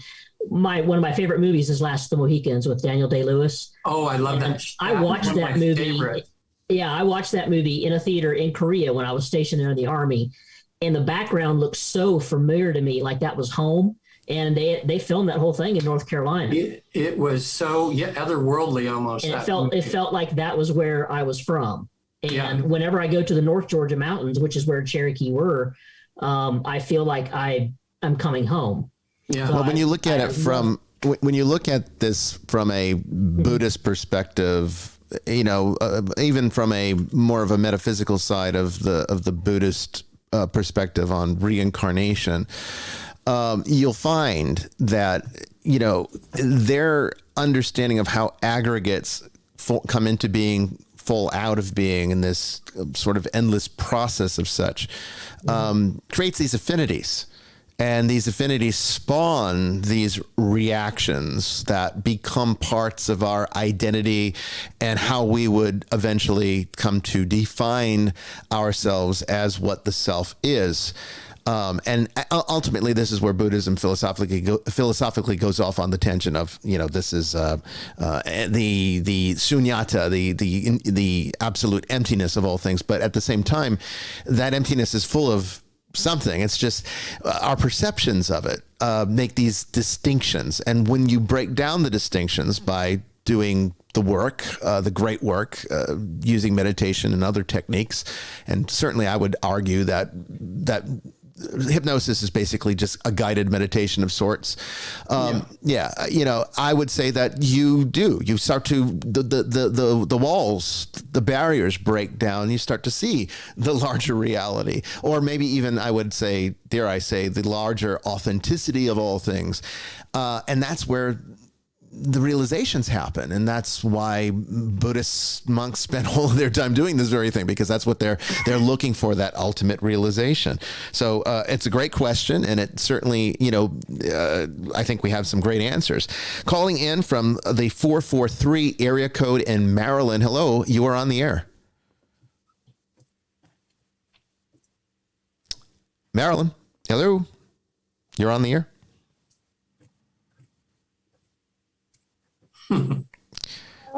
Yes, I can. Can you hear us?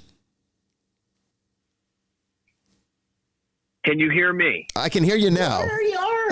There we go. There we go. Hey, the world's Chesapeake Bay Rabbit. It's Caller. Jason. Hi, Bishop Bryan. Hello. Welcome to Vestiges. Sister Mary Joe, Father Hey. Yates, and Mr. Reagan. Oh, Hello. indeed. A great night. A great episode. I'll tell you, I have experienced a lot of what was talked about tonight. I think we all don't have. just put it on Twitter. I just don't put it on Twitter. Right. I am a survivor. I am a bright. I am one of the divine. I am here to tell you all. I am real. I'm finding out who I am today. Took a half a lifetime. I haven't been through any of the past regeneration kind of therapies, but I'm very intrigued. Oh my. I believe it brings the finest out of those finite people. And you must be in tune with your interpretations of your perceptions. Ryan, you had the nail on the head, but not the feet or the hands. It's a true thing. Yeah. It's a true thing. Yeah. And I love you all for what you do. Well, I appreciate that. It's a breath of fresh air. Well, thank you so much. I really appreciate that, and your kind words, and for being such a loyal follower, supporter of the ministry and the work that we do here in this show. Yeah, thank you. You know, you don't just wake up at midnight or 1:30 in the morning with a vivid vision in your mind and you run to your sketchbook to put it down. Sure. I have done that. Yeah. It's brilliant, and it is an amazing gift to be touched and to be graced. I'll let you know I'm one. And I love you guys. Well, thank you so much. From you soon. We love you too. Love you. I love you. Sweet. So, Regan, when you hear something like that, I mean, clearly this show is touching a lot of people. Do you find that when you give talks that the energy sort of shifts and changes, and people all of a sudden come forward and say, "Wow, I'm connecting with this. This resonates with me on some kind of internal level. I wasn't realizing it." I'll even say that I didn't know what to expect from tonight's show. Because I've had people on this show. I've been podcasting for more than a decade. My previous show was called Eye of the Seer, and we dealt with a lot of mostly new age topics. And sometimes I'd have really great, amazing guests like yourself. And sometimes we'd have people that I wouldn't invite back because it was just so off the wall and disco, just this incoherent. And when you talk about these subjects, there are those people that are a little more eclectic, but Regan, you talk on a level that everybody can understand, and all of us, I have to keep anything it you said simple. tonight, I think every single one of us listening tonight, there's something you said that we're like, oh my gosh, yes. Well, So, you remember the refreshing. book, The Celestine Prophecy? oh yes, yeah. Sounds familiar. Okay, Yeah, I've got it. I when I read that, I thought it was true. I didn't realize it was just fiction that he was writing to show spiritual principles. But that book got passed around into the millions, because when people read that, there was something that resonated within them that, yeah, there's something more. There's something behind the curtain. And this book is kind of putting the curtain back a little bit, and I like the fact too, the Newton Institute, we're what I call it religion neutral. We're just saying we've discovered this process. It's real easy for people to experience a past life, go to the afterlife, and come back and be transformed. And the way this was discovered by accident. Dr. Newton was just doing regular hypnotherapy with a client that had some shoulder issues. And he'd been to the doctor, and the doctor said, well, there's nothing wrong. He says, maybe it's psychosomatic. Why don't you go see a psychologist or somebody and see if it, have them regress you to childhood. Maybe there's some, it's an emotional thing. And so he's taken the person back, and all of a sudden they're flailing in the couch. And then Dr. Newton didn't know what to do. And he's just saying, what's going on? And the guy in his vision was having a bayonet fight with a German soldier. Wow. And then when it was over, he said, well, where did he stab you? And it was in the shoulder. Dr. Newton didn't believe in any of this stuff, but here this thing happened, and it was so real to the client. So then a few weeks later, he had a client that didn't want to come out of hypnosis. He was a woman. She says, no, I don't want to come out. He says, why? He says, I want to go see my friends. And what you mean? She said, I want to go home. I want to see my friends. I don't have any friends. I want to go home. And he said, okay, take me there. And all of a sudden she's in the afterlife having a reunion with what we call the soul group, which we know now is a common thing because most of my clients experience that. And she was so happy. And they told her up there, they said, look, we didn't come down in this lifetime with you because you needed to learn some things that we would have gotten in your way. But we're here for you, and and he's going, what the heck is this? So he being having the researcher mind, he says, I'm going to try this on somebody else. And he proceeded to do that with 7,000 people. That reminds me of the story of, I don't know if you know this individual in the book. It was a bestseller, New York Times bestseller back in the day. We're talking probably more than 20 years ago. But it was written by Dr. Bryan Weiss, Many Lives, Many Masters. It's a very similar story to what you just described. It is. That's how it was, because Bryan Weiss, even on my website, visit theafterlife.com, you'll see Bryan Weiss on there and on Oprah Winfrey. And he was talking about that for many, many years, even though he was doing this therapy with people, he thought it was just a trick of the mind, but it was working because they were getting better. Mm-hmm, yeah. Till he's in a session one day and his son, who had passed away, comes through a person that's on his table and says, your son has a message for you. Oh. And his son told him something that only he and his son would know. And he says, from that day on, I just believe that whatever I'm doing here is real somehow. Yeah. And he's an amazing man. And he's kind of like the godfather of past life regression. He's the one that's got all the press, and what a gentle, beautiful human being he is. But yeah, Many Lives, Many Masters, few people listening out there. It's a great bridge book. And all we do is we just take that a step further. We say, okay, now you passed away. What goes next? Because you think about it, we pass away, we just sit around in nothingness, or we come right back right away, or, no, we go home for a while. Yeah.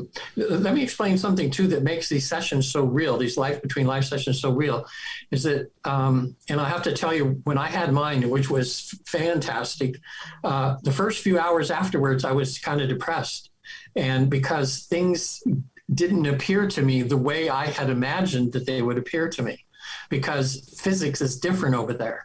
I mean, some of my clients, when they're in the soul group, and I'll say, well, count how many people in your soul group. And they'll say, sometimes it's 5, sometimes it's 20. And I'll say, now, how? And I says, your mother there? And he goes, oh yeah, there's my mom. and I'll say, well, tell me, what does she look like? And she'll say, oh, my mom, she's this orange and purple. And they recognize them sometimes as spirit, as energy. And people, it's hard that when they come out of it, they go, okay, I couldn't have made that crap up. You know, but when I was in that state, I knew it was my mom. That's you know? And then sometimes that energy will morph a little bit into her mom, so that, you know, her brain that's on the table there with me can communicate with her. And sometimes when they're guides, sometimes they're just energy, but it's so natural when you're in that state. Oh, it's my guide so-and-so, you know. And then sometimes the guides, and I say, is it male or female? And they go, oh, kind of androgynous. You know, I mean, sometimes they're male, sometimes they're female, sometimes you can't really tell. Sometimes they have wings like angels. The one I had last week, it was a Christian person that I had, very Christian. And she says, no, she's got these, oh my God. And she was able to describe them in the dress that the angel was wearing. And she was just enthralled by her guide. So Emily, I think the guide said, just call me Emily, you know, which was kind of cool. They have such a sense of humor over there, because sometimes they don't need names over there because everything is telepathic, you know. Mm-hmm. But they know that we need to communicate. It helps us knowing names. So I had this one guide one time, and I said, well, what can we call you? And we're expecting this fancy spiritual name. He says, well, just call me Bob. So we laughed, you know. And so we said, okay, Bob, can we go there? And that's one thing that makes us real too. The love you feel over there, the sense of humor that they have over there, the little tricks that they play on you there to get you to laugh. They just make you feel healed and make you feel good, you know. So if people go over there, I've had some clients that see everything kind of like in a physical form, and others it's all energy. Sometimes it's a mixture of both. It depends on the person. I think they get what they need. You know, like sometimes they'll appear over there. Like I had one client that in this life, she doesn't get along with adults, but you put her with a group of kids, she's like a Pied Piper. I mean, teaching art and everything, but she does not get along good with adults. So on the other side, she goes before the council. What happens? There's a bunch, there are these dwarfs sitting in beanbag chairs. Oh. You know, and everybody she saw in her soul group appeared to her as little children. Like a friend of hers who was 60, who had just died, that she had she reunited with over there, was like he was 10 years old. So in other words, they present in a way that makes the person so that you feel comfortable, so that you know that way. So I mean, we're just learning all of this stuff. So you know, we just and it made sense on her thing, because she was so comfortable then, because they were kids, and she's like a child herself. I mean, when she's talking, she has that youthfulness. She's in her 60s, but if you heard her on the phone or something, you'd think she was 10, you know. Right. Really sweet woman. Have you ever had a client that came to you with being under the strong influences of a particular conventional worldview, but sort of reluctantly, out of curiosity, coming to you to see what they could see, and then leaving the session with completely having their paradigm shattered and a whole new worldview has emerged? Have you had that happen? Not to me personally, as I've been doing this for about 3.5 years now. Uh-huh. But other therapists I talked to that had that happen. Generally speaking, the people that come to us, they have some sort of sense of belief in an afterlife, belief in God, and they're very spiritual people. Right. I did have a relative of mine who didn't believe in this kind of stuff, but he was a little open to it. So when we were on vacation, he says, I think I could try. Can I try this? You know? So I just did a simple past life regression. There he was in the shop working with leather, like hides, like animal hides and things. And he could see himself sewing in leather. He knew where he lived.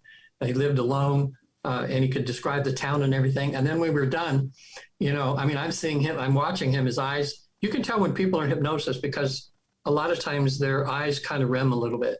Sometimes their eyes go up and you just see the whites of their eyes. So even though they're talking to me like you and I are talking, you can just see that they're in trance. You know? So that's why we watch for visible signs. That was him. Okay. So he comes out of it, and then, you know, he just goes, I think I just made all that shit up. You know? And I said, well, that's up to you, you know, because you just see images, you know. You just, like if I had you say, okay, remember when your dad took you for ice cream one time, and all of a sudden, oh yeah. And even with your eyes open, you can kind of see it, you know, like a medium sees things. Well, see, that's always been my question, you know, because as a sort of an objective kind of person, I've always worked very hard to come up with rational explanations for various things. And then, giving credit where credit's due, of course, all the time there's in religious exploration and philosophical exploration, eventually you have to yield and say, well, there's going to be elements to this that cannot follow the rules of the scientific methods. So, you eventually reach that point where you just have to draw the line, because when you start reaching into the incorporeal, well, the laws of physics kind of break down, and the scientific method's really designed to work with the laws of physics as we understand them in the world of physicality. So, but I always try to, come up with other metaphysical ideas and say, well, what are the possibilities from this? And I studied past life regression for a very long time. It's fascinating to me. I used to be a Buddhist before I started out in the church, left the church, became a Buddhist for 10 years, and then came back to the church, and now I ended up a bishop. But that I always tell people my Buddhist years are what gave meaning to my Christian life.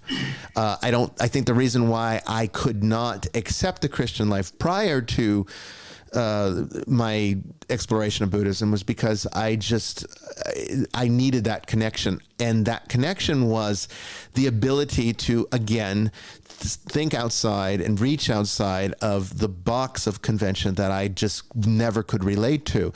I've just always been too, I guess, independent for that on some level. But what I'm getting at with this is, what I did notice in when I started having experiences of my own using very complex Buddhist techniques that I discovered that I was actually very good at, didn't know why, but I just naturally was very good at these techniques and advanced very quickly. And one of the things that I noticed is that you get into this state where you enter into this understanding of the all of all things. You just understand the wholeness of all things, and there's really no words for it. And I'm going to start blabbering if I try to describe it. But overall, what I did notice is that you can sort of connect and interconnect with just about any data point that's ever been in that moment. So it's kind of like what I guess Carl Jung referred to as the collective unconscious, or maybe what New Agers call the Akashic records. And so I've always wondered if sometimes when we enter into these higher states of consciousness that hypnosis like this could get you into, could it be possible that you're tapping into all of these experiences that are sort of recorded there, and because they're so infinitely more real than anything we've experienced as human beings on this world, could it be that we instantly resonate with it to a point that we feel as though it's us having those experiences? Could it be that might explain at least some, maybe not all, but some of these experiences, like when you had that client that's, I think I just made that all up, where there's a little uncertainty there. Could it be that it's because he wasn't fully understanding how he was connecting with the data? But from what I have seen, there is everything that's ever been and everything that will ever be and everything, is all just stored data. And it doesn't matter if it's past or present or future. Those things, again, are designations in linear existence that don't matter there.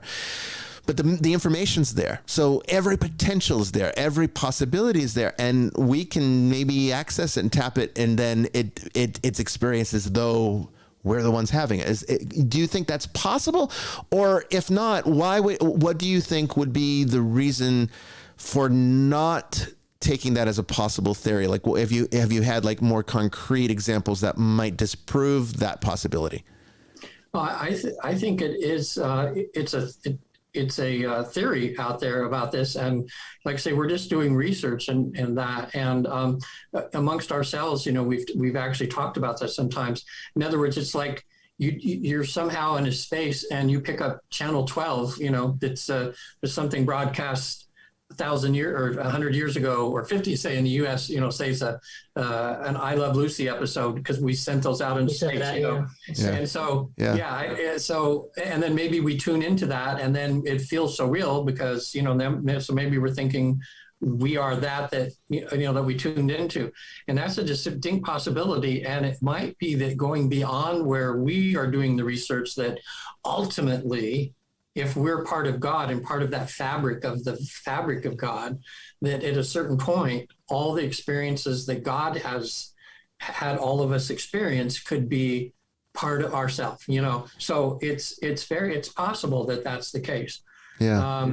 Now, one thing I was going to mention too that came up too, some people say, because some people think hypnosis is like satanic or something, is that kind of belief, Yeah. I've encountered that. Well, Yeah. not this group. Yeah. You're good. Well, because it's natural. I mean, we do that in prayer. We're there. It's just a matter Right.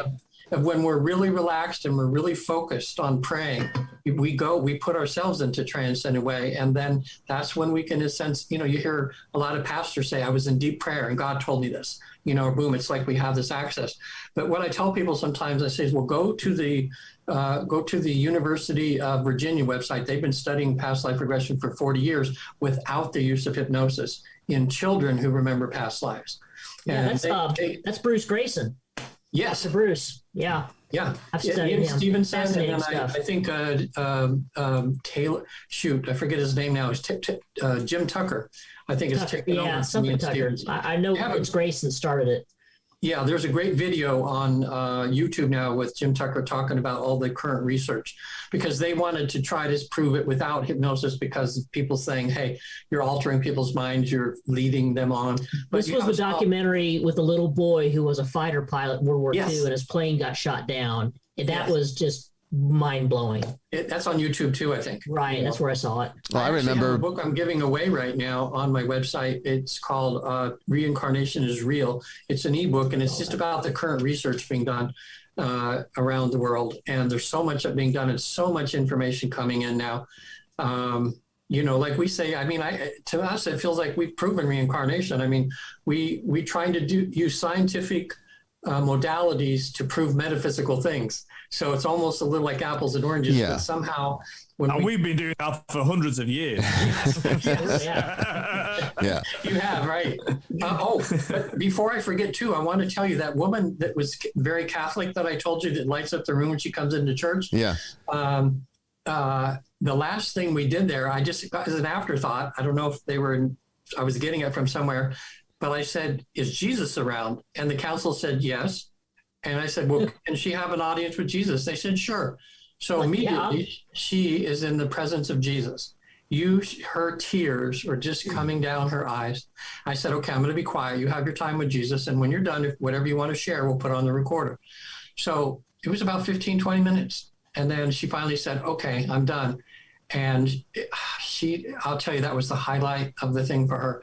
It was very biblical. I mean, I've had people that happen several times, and people say, oh, that was an evil angel. That was someone pretending to be Jesus. And I said, well, if it was, what it did is enliven their religion. It enlivened their closeness to Jesus, because he said to her, in both cases, it was like Jesus was telling them, look, I'm right here. You just think about me, and I'm right here to help you. I'm as close as your heart is.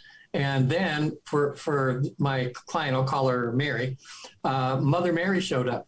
And so she was laughing, but she says, pretty soon we're having talks about our children, like mother to mother. She said, she was laughing. She said, it was so beautiful. Mother Mary's talking about Jesus and how he was as a child. And she was saying, well, I have a little trouble with my daughter right now. And they were having this mother talk, and Jesus is sitting there watching them, so it was beautiful. But that was a highlight, she said, of that whole thing. Another young gentleman when I had him go through the tunnel, and he came to me because he was having 28 seizures a day. And there was nothing physically wrong with him. So again, the doctor thought it's psychosomatic.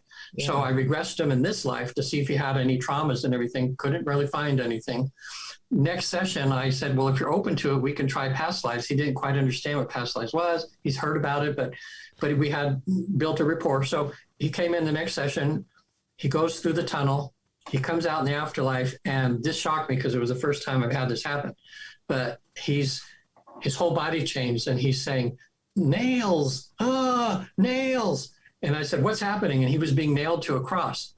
And so I hadn't had it happen before, but I remember my training that real quick, I'll touch him on the forehead. And I said, okay, now you're looking at this from outside your body. Everything's okay. And he calmed down. So actually, because that was such a shock to me at that time, I brought him out, and he said, oh my God, I was upside down being nailed upside down on a cross. And it just felt, that's what to me made it real too, because his emotion and everything it was like he was actually on that cross. But people, if you have a past life regression, we're all trained to, it might be momentary, but boom, your consciousness can leave that situation and kind of watch it like on a screen, which is remarkable in that even, but that's what happens. Yeah. So anyway, I had him come back again and to find out he lived on the Red Sea. His father was dead, but his mother was down fishing. So I had him go down to the dock. She was just coming off a boat, and the look on my client's face as he's seeing his mother, just this kind of like, oh, my mom, and his best friend had told him that Jesus was coming. And he said they were supposed to go. He went with his friend going around prophesying to people that the Savior, the Messiah was coming. And he got ostracized from the temple because he was doing this. They wouldn't let him go in the temple anymore because he's this kook, going around telling this. But he said that he never met Jesus in his life, but he knew of him, but that's what he had done. And apparently he was an early follower and got crucified for it. So that was a surprise to him. But here's the funny thing. For years, he wasn't a Christian. When I say Christian, he wasn't a practicing Christian, but he just knew something was there about Christ. When he was young, he bought a cross and he turned it upside down, and he's been wearing it for years with this necklace around him with the cross upside down. Oh, so interesting. Very cool. Yeah. After the session now, on the other session, see, there's so much to talk about here. Oh my gosh. Well, let me stop you for just a second. Let's go ahead. If you don't mind, I wouldn't mind doing a third segment because it's just so fascinating. So I'd love to. Yeah. Great. Like well, then 5, 6, 7 segment. Yeah. We should probably need to do another show, but let's take a break here for a few minutes, and then we'll come back and do a third hour. Okay. All right, good stuff. Good stuff. But on.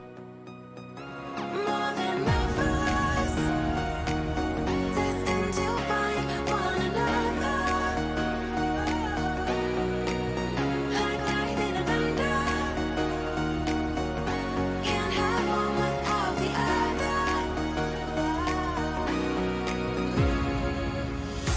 It was raining in the skies. We can't be torn apart.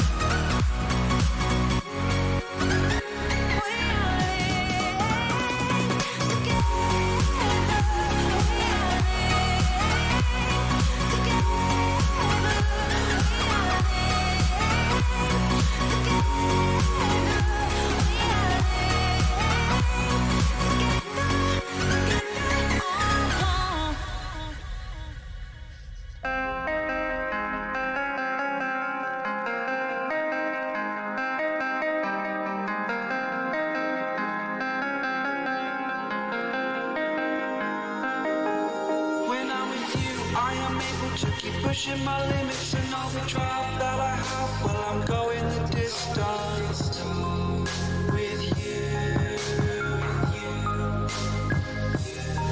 I didn't know what I had till I knew what was missing, and everything that I dread. Well, I built a resistance with you. Catch me when I fall, and I'll keep you off the ground. You were gone, I wish you'd stay. I could look at you for days. Time was well spent, that's when I knew that I need to spend my life here with you.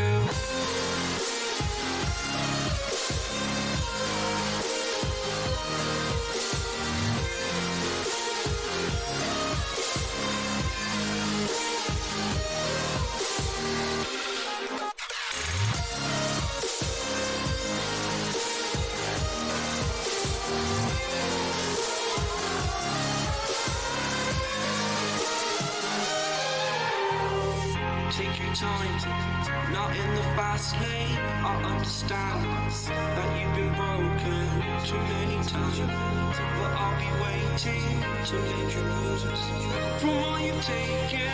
But if we listen to each other and admit our mistakes, then I can show you who I am, because I'm not the same.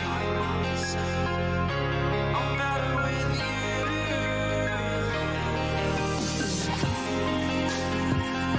I'm better with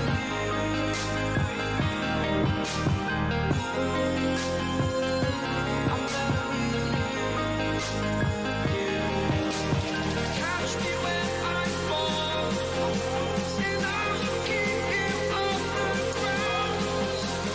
That's when I knew that I need to spend my life here with you.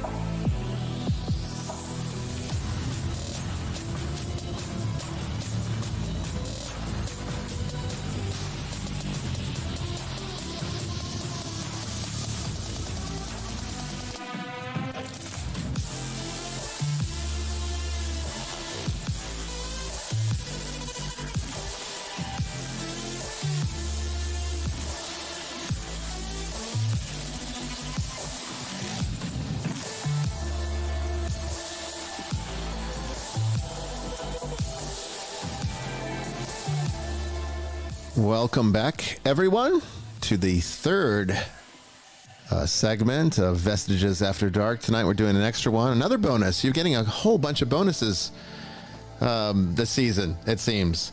If you've got a question for our guests or for one of us, if about the subject matter tonight, the afterlife, exploring reincarnation and past lives, the number to call is 347-338-1860. That's 347-338-1860. Make sure once you dial that number and ask you for a PIN number, the PIN number to dial is 110-0999. So that's 347-338-1860, PIN number 110-0999. We'd love to hear from you. Lines are open.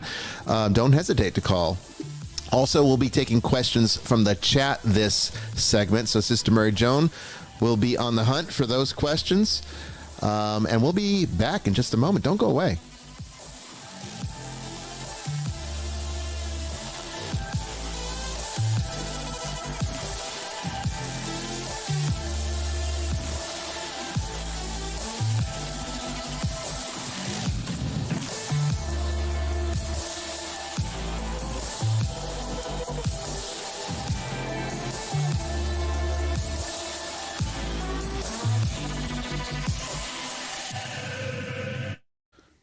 Well, thank you, everybody, for staying with us for the next part of the show tonight. I really am looking forward to everything that we've been talking about, getting more information coming up here.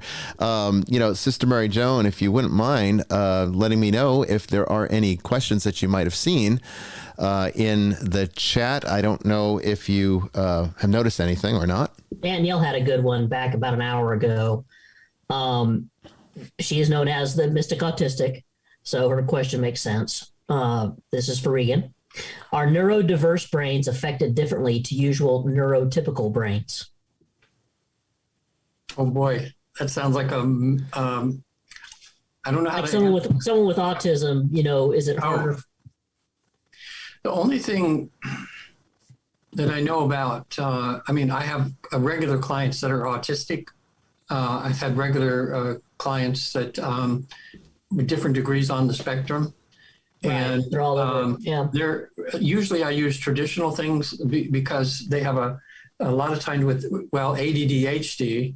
They have a lot of hard times concentrating and focusing because they're all over the place, So I usually use some traditional techniques like EFT, which is tapping, which would make another great show. That's like that's a whole other thing I'd like to talk to you about with the PTSD. Yeah, we would love to actually have you back on, Regan, to talk about just that. That would be fantastic if you wouldn't mind doing that.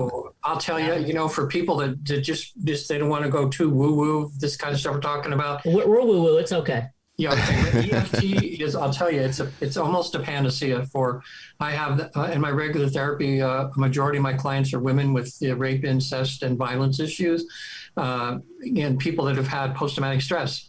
And this works like the EMDR, which is another sister to EFT.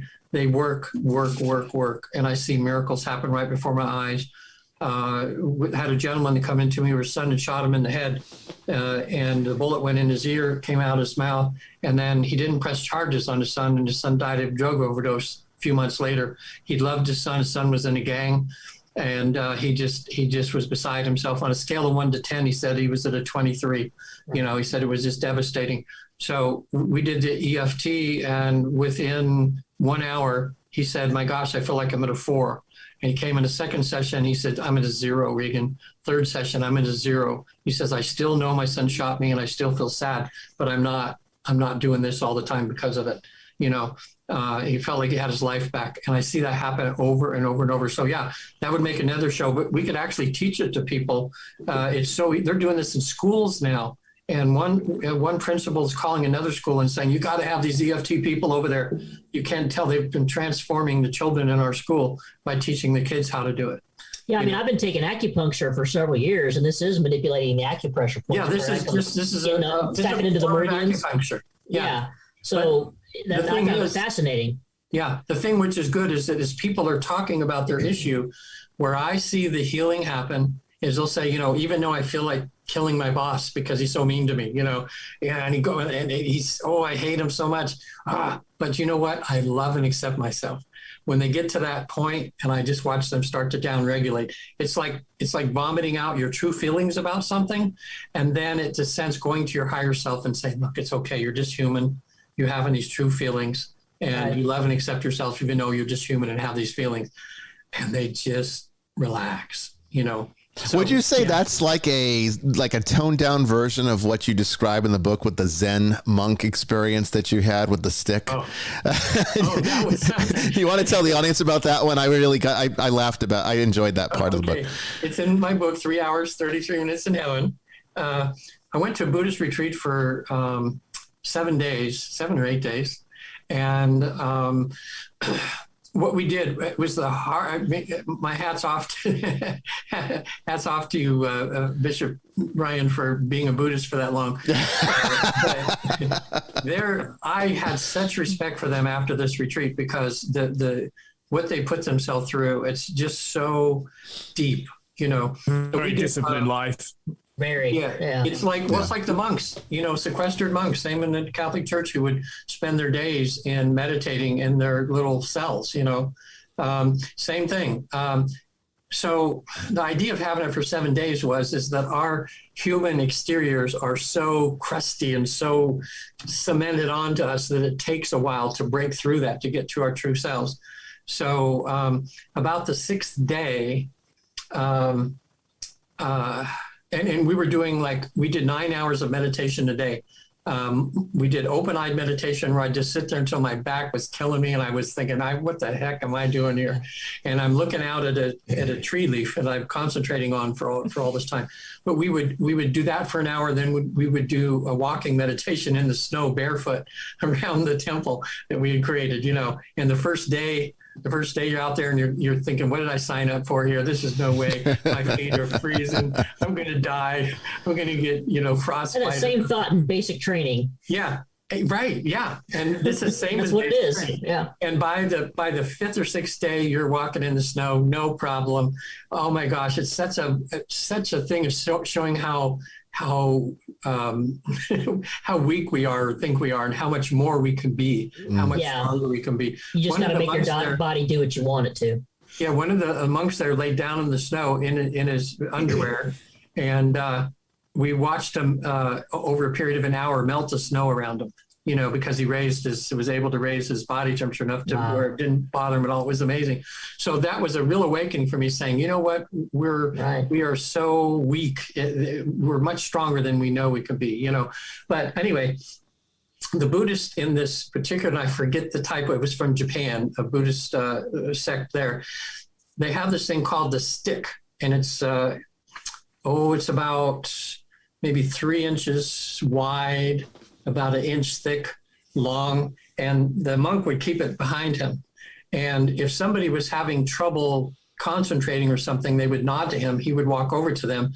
They would lay forward prostrate, and he would take the stick and just wham, wham, wham on their, you know. And I watched this as a few people did that. And on the sixth day, for some reason, like everything was fine. I was enjoying the meditation, everything, but I felt anger somewhere, and it was starting to come through every pore of my body. And I'm watching it happen in my mind. It says, okay, everything's okay. Why am I feeling all these feelings of anger? And it just kept coming and coming and coming. And so there's a few people that had the stick, you know, and he's getting a little closer to me. And I'm thinking, you know, come on, you son of a bitch, you know, come on, you know, all this anger in my mind is like, I'm just feeling this anger, but yet I know I'm not mad at him or anything, but I'm feeling anger. I don't know where it's coming from. Mm-hmm. So I nodded to him, and I went prostrate, and then just bam, bam, bam, you know. And what it did was, you know, people saying that they think that's cool or something. No, they're trained for a year or something on the stick, so they don't do any physical harm to you. It's just a way of shaking the physical body, of like just saying, it's like, you know, you're in trauma and someone has to shake you to wake you up, come out of it, you know, like to come out of something, you know. And that's kind of what it did. Well, he left me at that point, and I could just feel the anger, just like I just released it, like it just subsiding, was leaving my body. And then with my eyes wide open, all of a sudden I wasn't there anymore. It was the cool thing that happened. All of a sudden I'm in my home in Sacramento, and I'm having a party, and everybody I love is there. And all of a sudden the house catches on fire, and I'm standing in the middle of this, and I'm watching everybody that I love, even my dog, burned in half. And then all of a sudden I'm above the house, and all of a sudden I feel all powerful, and I went like Superman. I went like this at the house, and it exploded. And then I'm up in space, and I see the earth, and I felt this all powerfulness, and I went like this again. The earth exploded, and then I said, you know, like the F word, there's more planets around. And I went around destroying every planet, and then there was the sun, and I destroyed the sun. And then I went, oh my God, there's all the billions of stars, and I destroyed everything. And then this is what was cool. This is when I found myself in the nothingness. I was in this total blackness, but I tell you, I never felt so alive in my life as I did in that moment. And I'm thinking, maybe this is nirvana or something close to it or something, because it's like there was nothing, but there was everything. It's kind of hard to explain. You tasted I know shunyata. exactly what he's That's talking about. shunyata. Yeah, that's Okay. what I would say. It's not necessarily nirvana in the same in the same idea, in the sense of the same idea, but it is definitely a precursor to entering into that state of full awareness. So yeah, I mean that's quite an achievement. What was beautiful at that moment when I'm in the nothingness is I realized I had just destroyed my life so a new one could begin. Yeah. And oh wow. Yeah. When the retreat was over, I was so ecstatic about this. Everybody was gone. There was this mountain around there that I've been looking at all week, and the snow had melted now, as some of it did. And I said, I'm going to go to the top of that mountain. So everybody's gone. I got scratches and stuff all over. I had to make my way to the top of the mountain. My cell phone would finally work from there, and I called my wife at home, and just when you have these things happen, people think you're a little, because your energy is so like this, and they go, calm down, Yeah. But there was something in her voice. Anyway, within a few weeks of that, my wife, out of the blue, asked for a divorce. I lost my wife, my business, my children, everything that I had was gone, but only to come back to me later. So it was like this new beginning for me. But what made me be able to handle that tough time, because I loved my wife and my children and everything so much, and the way it all came down, is I had this vision, so I knew it was going to be okay. So that's the thing about this spiritual work, is when you get some help, or like, in the Bible, like when the angels would visit people in their tough times, that helped them to move on, to get done what they needed to get done in a way that they knew that, okay, the angel told me everything's going to be okay. Now I can get through this tough thing that I have to do. I wonder, Regan, if I can ask you a question, which is, I mean, you described a very positive experience of the sort of spiritual discipline and the beating stick actually having a kind of Yes. beneficial, and obviously in your case a consensual use. Yeah. But like Sister Mary Joan, I used to be a policeman, and I'm interested in Sister MJ's views on this, but oftentimes, and particularly with men, very violent men who were out of control, or they were about to be out of control, all the verbiage or whatever it may be, that actually there's a strange kind of a peace that comes upon them once you've had to use force against them, because it's obviously there's no other option. I mean, they make it that way. They get themselves. I mean, I'm thinking in particular people that go mad in their cell. So they're already in a police cell and they go crazy, knowing that what has to happen is that somebody will come and physically do something. Restrain them, strike them, whatever, and that there's a strange kind of a peace comes over them once it's happened. Like they can't calm down themselves. I'm interested in both in a therapist point of view and also in view of what you've just said, of what's going on there. Because that's obviously a very negative way to achieve something that you achieve through quite a positive method. So yeah. So see, I'm glad you said that, because that's probably we've all seen in the movies, and I guess it's kind of maybe a reflection of life, where somebody is in panic mode of that, and their partner just slaps them, and then they go oh, and it's like they're stuck like this. They just can't get out of that stuck, and then someone has to come along and shove them a little bit, and then they come out of it. But that's a very interesting thing. Back in the day, we would occasionally slap someone right across the face. We call it changing their channel. Oh, come on, Sister Mary Joan. You just beat their ass. Let's face it. Hey, well, wait a minute. This is a national broadcast. I am retired. But, we actually, people that would lose their mind, they just snapped. And so sometimes a smack across the face and grabbing them by the face and saying, "Hey, snap out." Sometimes that's what it takes. We call it changing the channel. And a lot of times it works. Yeah, and I think that's what the Buddhists realize, that sometimes you just get stuck, and this will they lose control, and they can't switch it back. Yeah. Yeah. Now, Regan, in your book, you mentioned something that I really liked. I'd say that this was perhaps my favorite part that I've read so far, and you contrast, you identify the two primary contrasting approaches that exist within religion, and then you give the comparisons of Christianity to Gnosticism, and Judaism to Kabbalah, to Hinduism and Sikhism, Islam and Sufism. And each of those is sort of like the esoteric, mystical side of each conventional religion. In a lot of ways, the conventional religion doesn't always have a good relationship with that esoteric, mystical side. Yeah. In Christianity, they made Gnosticism a heresy. In Judaism, Kabbalah, I mean, they cover it, but I would say that a lot of the rabbis I know sort of just see that as basically kind of like a superstitious aspect, or don't really take the elements of Kabbalah terribly seriously.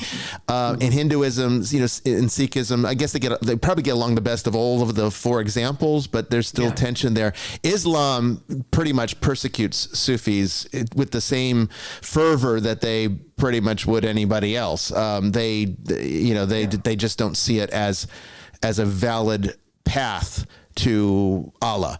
So what, in your opinion, why do you feel that these mystical aspects of conventional religion are so suppressed, when these are the things that can help to balance out some of the politicism that exists within religion, as well as the compartmentalizing that leads to all of the problems that, typically in a free society, you realize at some point you grow up and you're like, I don't need that in my life. I don't want that negativity. And you go off and you do your own thing, which again, unfortunately, is throwing the baby out with the bathwater. But if you don't know how to do anything with the baby, then I guess you just want to be rid of both things. So why do you think it's been suppressed, and why is it such a pervasive problem? Yeah, I think it's just supposed to be that way. In other words, that we're non-believers before we're believers.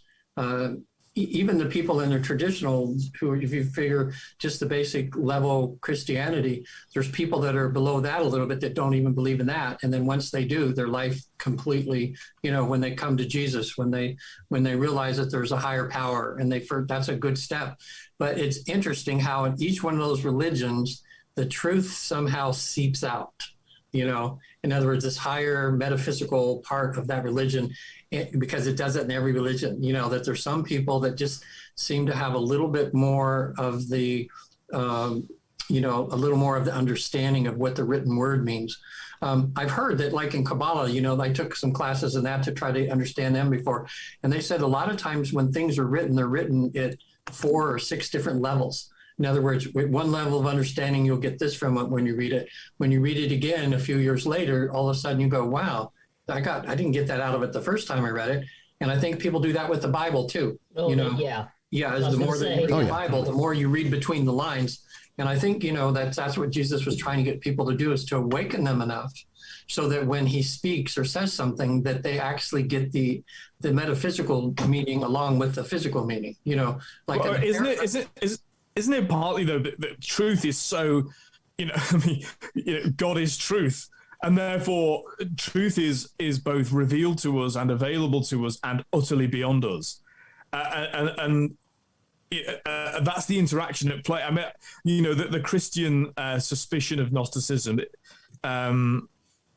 There's good reasons for that suspicion. If by Gnosticism we mean, you have to have, secret special knowledge in this life in order to get into heaven, then the church is right to reject that, as something antithetical to the revelation of God as Christians understand that revelation. It's not the same thing, however, to say, but there are deep truths that you can, scratch the surface of in life, and that I think what happens is, you described that dynamic, Regan, as being unbelievers before we're believers. I think we're believers first, and then we're unbelievers. Now that can happen very early in life, maybe even certainly pre-literate, maybe pre-speaking, because it depends. Those things are kind of culturally specific. Or perhaps, you kind of grown up in, I hear this a lot from people, have grown up in the church, but they've had a Sunday school level of engagement with what the church teaches. Then all of a sudden, they read the Bible again, or they read other things, and their eyes are open to a far deeper truth, and that actually, in a good way, this is a crisis. We think of crisis only as bad things that happen to us, but actually, good things happen to us through crisis too. In other words, there's this major shift, which is why often people come to faith at either tumultuous times or at certain life cycle times like adulthood or retirement or emptiness, wherever it may be. There's things that allow us to then re-engage with what's the meaning of life. And then when we start to find some answers, even if it's within the tradition we've grown up in, we're amazed by that. And it feels like a completely new, it is a totally new way of thinking. Well, I think some of it has to do with the fact that, to the first part of what you said about, it would be right to reject the idea that special knowledge is required for salvation. And that the church, would obviously throw that out on the basis that the proto-Orthodox theology pretty much taught the complete opposite of that. Now, in respect to the idea of the contrast between conventional religion and their mystical counterparts, I think part of the issue is that the mystical counterparts don't operate by the same rigidities that conventional religion does. And those rigidities do exist to keep consistency. I think you do need a certain amount of consistency. Otherwise, it sort of breaks down. And then you have all sorts of different ideas infiltrating to the point that within a few hundred years, you wouldn't even recognize the religion that you thought you were practicing, because it would have gone through so many shifts.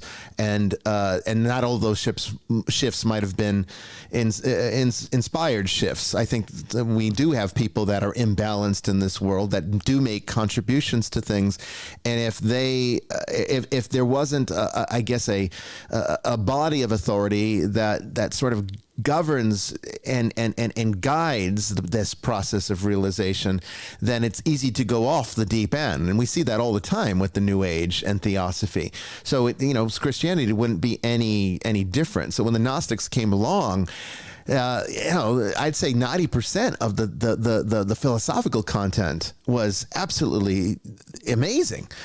Unfortunately, that started to turn into dogma to the point that they said, well, we can have our dogma too. And then that's when you started to go into this new shift. All of a sudden, Judas isn't really, Judas is more like he's like a victim of the circumstances, to the point that, in some of the Gnostic writings, I think it was the Gospel of Judas, if I'm not mistaken, he has no agency at all. Yes.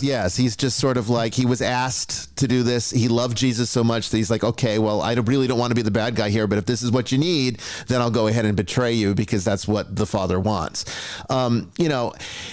That's from a philosophical standpoint, that's fantastic. When that becomes dogma, though, that's when it's problematic. But I would also argue that, conventional dogma is not that much better. Doctrine is what we should strive for, and doctrine can produce consistency and to create foundations upon which we can build that don't fall apart beneath us. I don't think these mystical systems really are set up for that. I think they need to be purely philosophical. And then, one can derive great wisdom from, like, one of my favorite Gnostic writings is oh my gosh, A Perfect Thunder. The Perfect Mind. Yeah, Perfect Mind, Perfect Thunder, Perfect Mind, Perfect Thunder, I think is what it's called. Thunder, yeah. Yeah, and that's something that would absolutely not fly in the Catholic Church or in any Christian, you wouldn't read that from the pulpit. You wouldn't consider that to be inspired in the same way that, the canonical scriptures are. But at the same time, philosophically, it is such a powerful insight into some of these mystical realizations that are limited in the conventional section of religion. And that's often the role that art plays in life. I mean, we've talked about this before. Shakespeare is not scripture. But my goodness, it illuminates scripture, and of course it does. And there's that interplay. And I always think of kind of, what is the religious life? I think there's kind of two extremes that people think about when it comes to their spiritual lives, what have you. One is to think that, conventional religion is a paint by numbers. You have that in America, paint by numbers. Oh yeah. Yeah, we all grew up with that. So where there's the outline. You use this number paint, or you mix this number with this number, and it's kind of prescribed. And at the end of it, you'll have a picture. But it's very, very restricted. That's one end of the spectrum, and it's not a particularly pleasant end of the spectrum. And people really are failing to live life But the other end of the spectrum is to give someone a blank canvas. Yeah, and that's also that is a tyranny. Yeah. And so I think that what I try to do as a pastor is to kind of weave a way in between those two extremes of saying, yes, doctrine is good in as much as we need some things that we can accept as truth or as true enough to hang some things off, but you're not on your own on a blank canvas on your own in the universe trying to figure out what you should do as a little amoeba. We stand on the shoulders of giants. So artistic analogies seem to work best for this. I think there's a reason for that. Well, it does. And Regan, in your book, you talk about an experience you had back in your, I guess it was your childhood, where it was a first communion experience, where one of the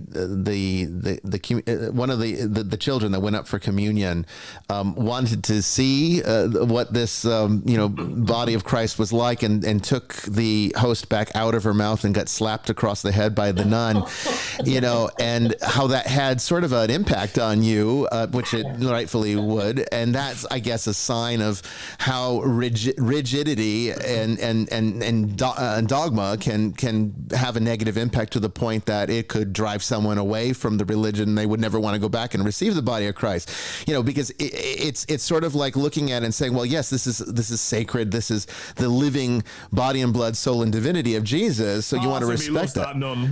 Well, yeah. And see, and the church has gone through this ebb and flow, I think, back in the 40s and 50s, even to a good part of the 60s, that rigidity was very much present. The nuns and brothers were really ruthless in some of these schools. And then in the 70s and 80s and 90s, it really opened up to the point of what Father Chris is saying, where let's find that balance. Let's maintain balance. I think Vatican II actually had a good impact on that. I'm one of the few people in the independent movement that thought Vatican II was a good thing. I still love the extraordinary form of the Mass, but I think it was time to maybe bring it down to the people so that they could understand it better and relate to it more, and it wasn't such a barrier. And not that the extraordinary form isn't beautiful, it is, but at the same time, I think vernacular is how they always did in the Eastern churches and the Orthodox churches. There's a reason for that. Let's make it accessible. But at the same time, now I'm starting to see the church go back into that state of rigidity. Most Roman Catholics you talk to these days hate Pope Francis. They find him too liberal. There's a schism forming between the ultra conservatives and the ultra liberals. And, I've always felt that out of all the Christian denominations out there, Catholicism did a pretty good job of being moderate. You always had a good home for both liberals and conservatives, and now they're trying to vying for power. They're trying to vie for it, and I think a lot of that is a lot of converts have come into the Catholic Church and are sort of taking that idea that Jesus is a Republican mentality, which he's not. We already talked about he's a libertarian, but I think it's just more visible. I'm not sure. I think that tension's always been there. Has it? I think it's more visible at the moment. In our church, we celebrate the extraordinary form, although we generally in Australia do so in the vernacular. So I guess we are the via media, so we use the vernacular, but we celebrate the extraordinary form. Yeah. But, and I've heard ridiculous articles from so-called academics, Catholic academics who describe the extraordinary form as, as basically, simultaneous with clericalism and, you know, pedophilia and all, you know, and the church with the back to the people and all of these kind of old tropes that just won't die, you know. I mean, because by the way, they ignore the fact that the modern Roman rite can be celebrated all facing the altar, which is how I prefer to think of it. Yeah. So, you know, all these tropes are there, but I know this is a digression, but I'm going to bring it back. So this because I think what unites us is we have that desire to avoid both of those extremes. You know, because actually on the ultra conservative paint by numbers, here's the lines kind of is actually quite Gnostic when you think about it. Yeah, well, I mean, let's face it. Most of the church's views, the repressive nature of sexuality actually was mostly a contribution of Gnosticism. It was definitely not the Jewish world that brought that kind of like sex is dirty, sex is evil. That came from Gnosticism, and it was just sort of integrated, I guess, by the enmeshment of all these different views and you know, well, let's face it, most of Christianity evolved in the pagan world, and you know, most of Gnosticism. Even amongst Protestants, you know, I mean, the battle there is between faith and works often. Mm-hmm. Yeah. You know, and we don't need to get into that, but I was actually baptized in the Baptist church because, you know, I came to faith later in life, and what I always remember is before I was baptized, they said, and what is your confession? And they have to say, Jesus is Lord, then you're baptized. And on reflection, I think, isn't that a work? Yeah. Technically it is. No, I'm not. I am being a bit naughty because I know the Bible says only by the power of the Spirit can you say Jesus is Lord, and that's kind of affirmation. So I'm not. I don't want to. But you know, all of these things. It doesn't matter what paradigm you look at. There's these two extremes: the blank canvas and the paint by numbers. And you know, I'm interested, Regan. How do you encourage, or do you think it's a good thing to encourage people to try and exist in between those two extremes? And if so, you know, how do you go about it? Yeah, I think the neutral middle path is the best way. I think that's what, if Jesus, I'm just thinking now we're all this talking and everything, but that we always talk about, but if you think about the simple, in a sense, message of Jesus was to be kind, to do unto others as you would do unto yourself. So for people that are listening to this, okay, if there's reincarnation, fine. If that helps you, fine. If not, don't worry about it. I don't think it's a prerequisite, you know, to get to heaven or something. And I think that if you just wake up and you're like, what are we supposed to learn? Even from this conversation we're having today, we're just hoping that we can wake up tomorrow and be kinder, gentler, more compassionate and friendly people. You know, just spreading, just doing good things instead of bad things. You know, putting pluses, more, like I think every day, just put more pluses on this side and less minuses, and you're doing pretty good, you know. And I think we've taken Jesus' simple teaching and we've just made a mess of it sometimes. Well, we've overcomplicated it. I think it wasn't meant to be. I think. Well, I would argue that Jesus never said anything with the intent for it to become dogma. I know that he knew that it would happen. If you believe in the reality of Jesus as God, then he would have to have known that this is the direction it would have gone. But certainly I don't think at all that was the intent. I really think the teaching was supposed to be teaching. It should have been organic and it should have been accessible, not turned into law in the way that it did. One reflection is to say that actually we don't have the writings of Jesus. That's true. I mean, now this isn't a statement on biblical authority, but I'm a biblical scholar and I do believe in the authority of Scripture. Right. I want to say that first of all. Right. But the only thing we ever know that Jesus wrote down was in sand. When a woman was about to be stoned for, you know, and so and what's worse, Father Chris, say what that was. No, it didn't. And what's even worse about that, because that's one of my favorite parts of the Gospels, and the early manuscripts don't even include it. And that's led many biblical scholars to think that it was a scribal addition. that just got left in there and accepted. It's but even if it was, the wonderful thing is we don't even know what it was. No, we don't. Like, we don't know what that word was No. or what he wrote. And I've heard the reflection that only despots write manifestos. You look back through history, we've got the writings of Mao, we've got the writings of Lenin, and what have you. Hitler, yeah, absolutely, yeah. So we got all of those. And that's actually why God's word was to be revealed in the flesh, not in a written manifesto. Right. That's what despots do. What Jesus left us with was a church, and that church was made of flesh and blood human beings who were fallible. Yeah. And so, and I think that I mean, to remove the kind of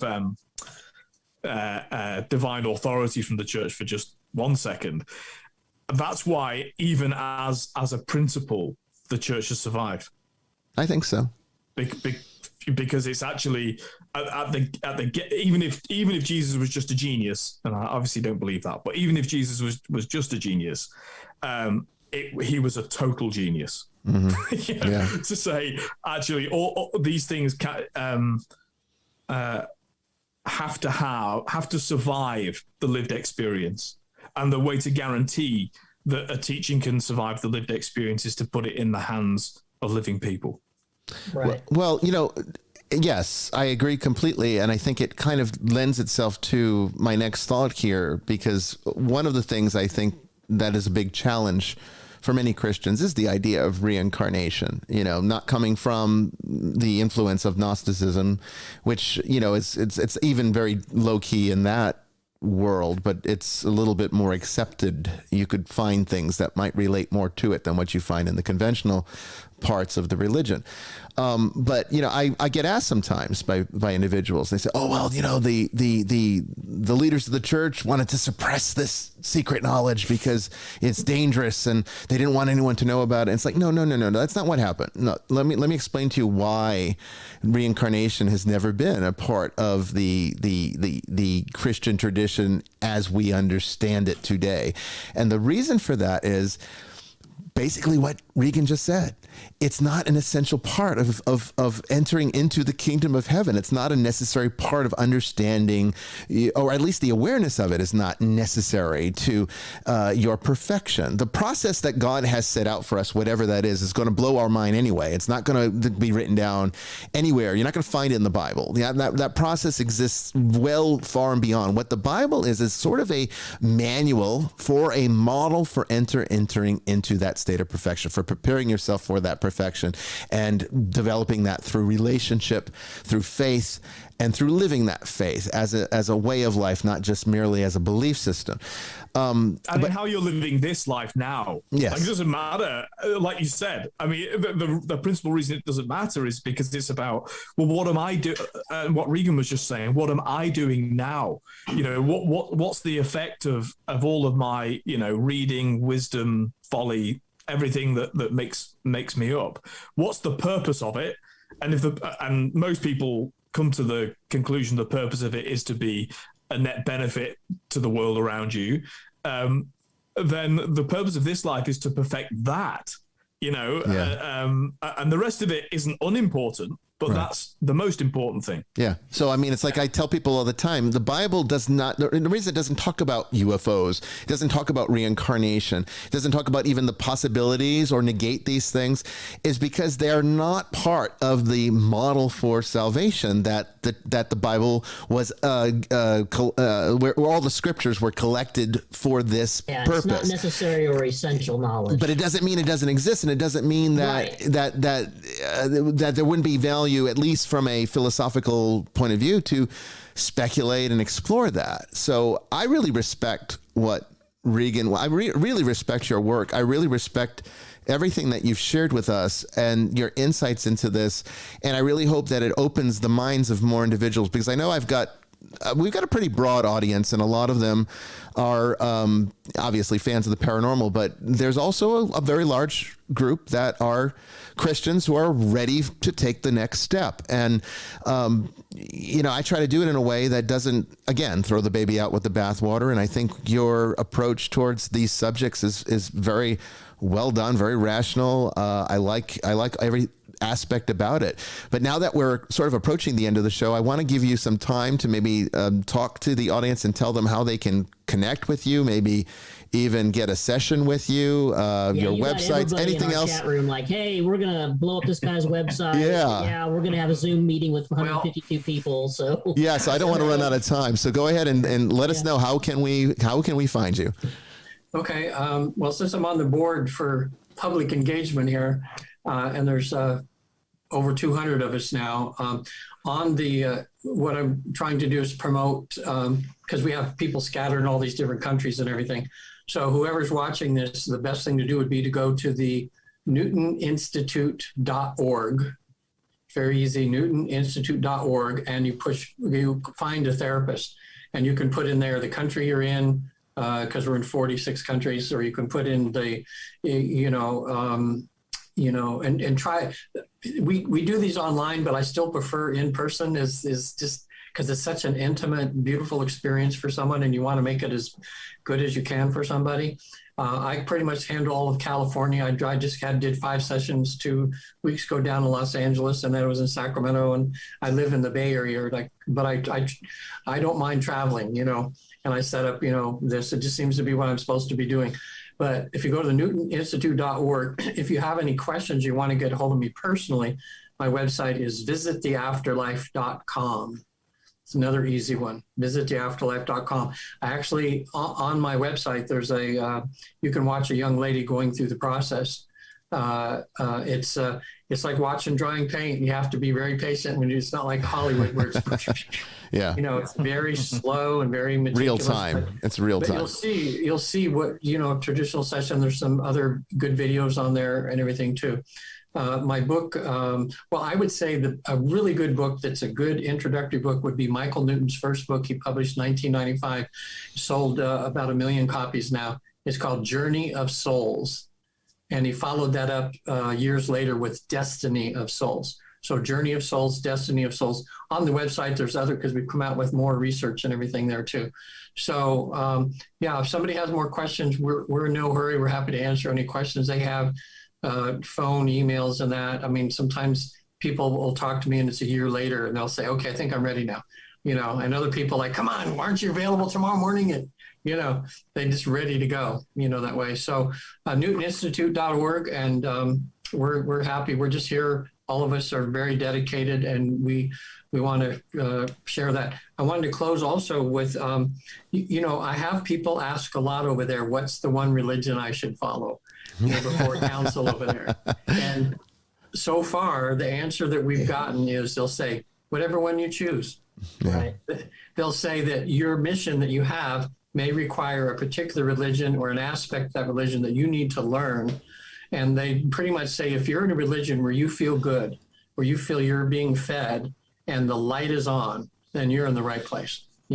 But just don't try to drag everybody else into that, because that may not be where their light is. Well, I think that's what leads to all the problems in the world, is when we try to do that, and you can't do it against someone's will. If you don't feel good, then search around. There's plenty of other avenues, and God will kind of help you find the right one. So, what that means is actually find out what it teaches. Like so many people, I couldn't be Catholic because X, and I think, we don't believe X. Right. What are you on about? Yeah. Find out. I could listen to you all day. I can see why you're a therapist. You do have an excellent demeanor, I have to say. In California. Yeah. So, so Zoom sessions are good, but, if you can find someone in person, then do that, because all the therapists I know do a really good job. Really good people, and there are books out there and stuff. If not, if you only walk away from this thinking like, hey, maybe there's something else, or a good meditation app. One of the best I found is called Insight Timer. Insight Timer. It's an interesting name for an app, but it's beautiful, and they have 1,000 things on there you can do. Because on the other side, when people ask, how can I keep connected to, they don't want to go home from the afterlife and then have to go back and go, oh my God, now I feel lost. They say that deep prayer, like meditation, walking in nature, those sort of things will kind of keep you connected to the other side.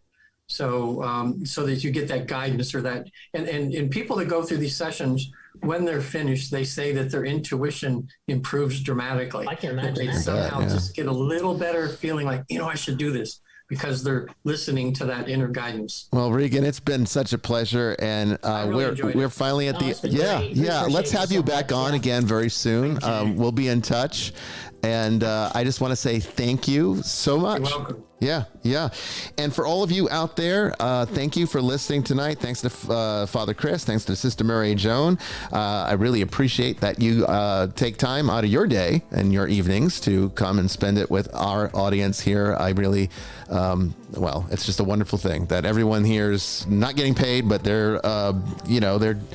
they're contributing something of great value to society. So thank you, everyone. God bless. Next week, we've got paganism and spiritual problem resolution. How do they handle it? How do they deal with spiritual illness like demonic possession or demonic oppression? I have a good old friend and a licensed therapist and a witch on next week to talk about it. We'll see you then. Take care. God bless.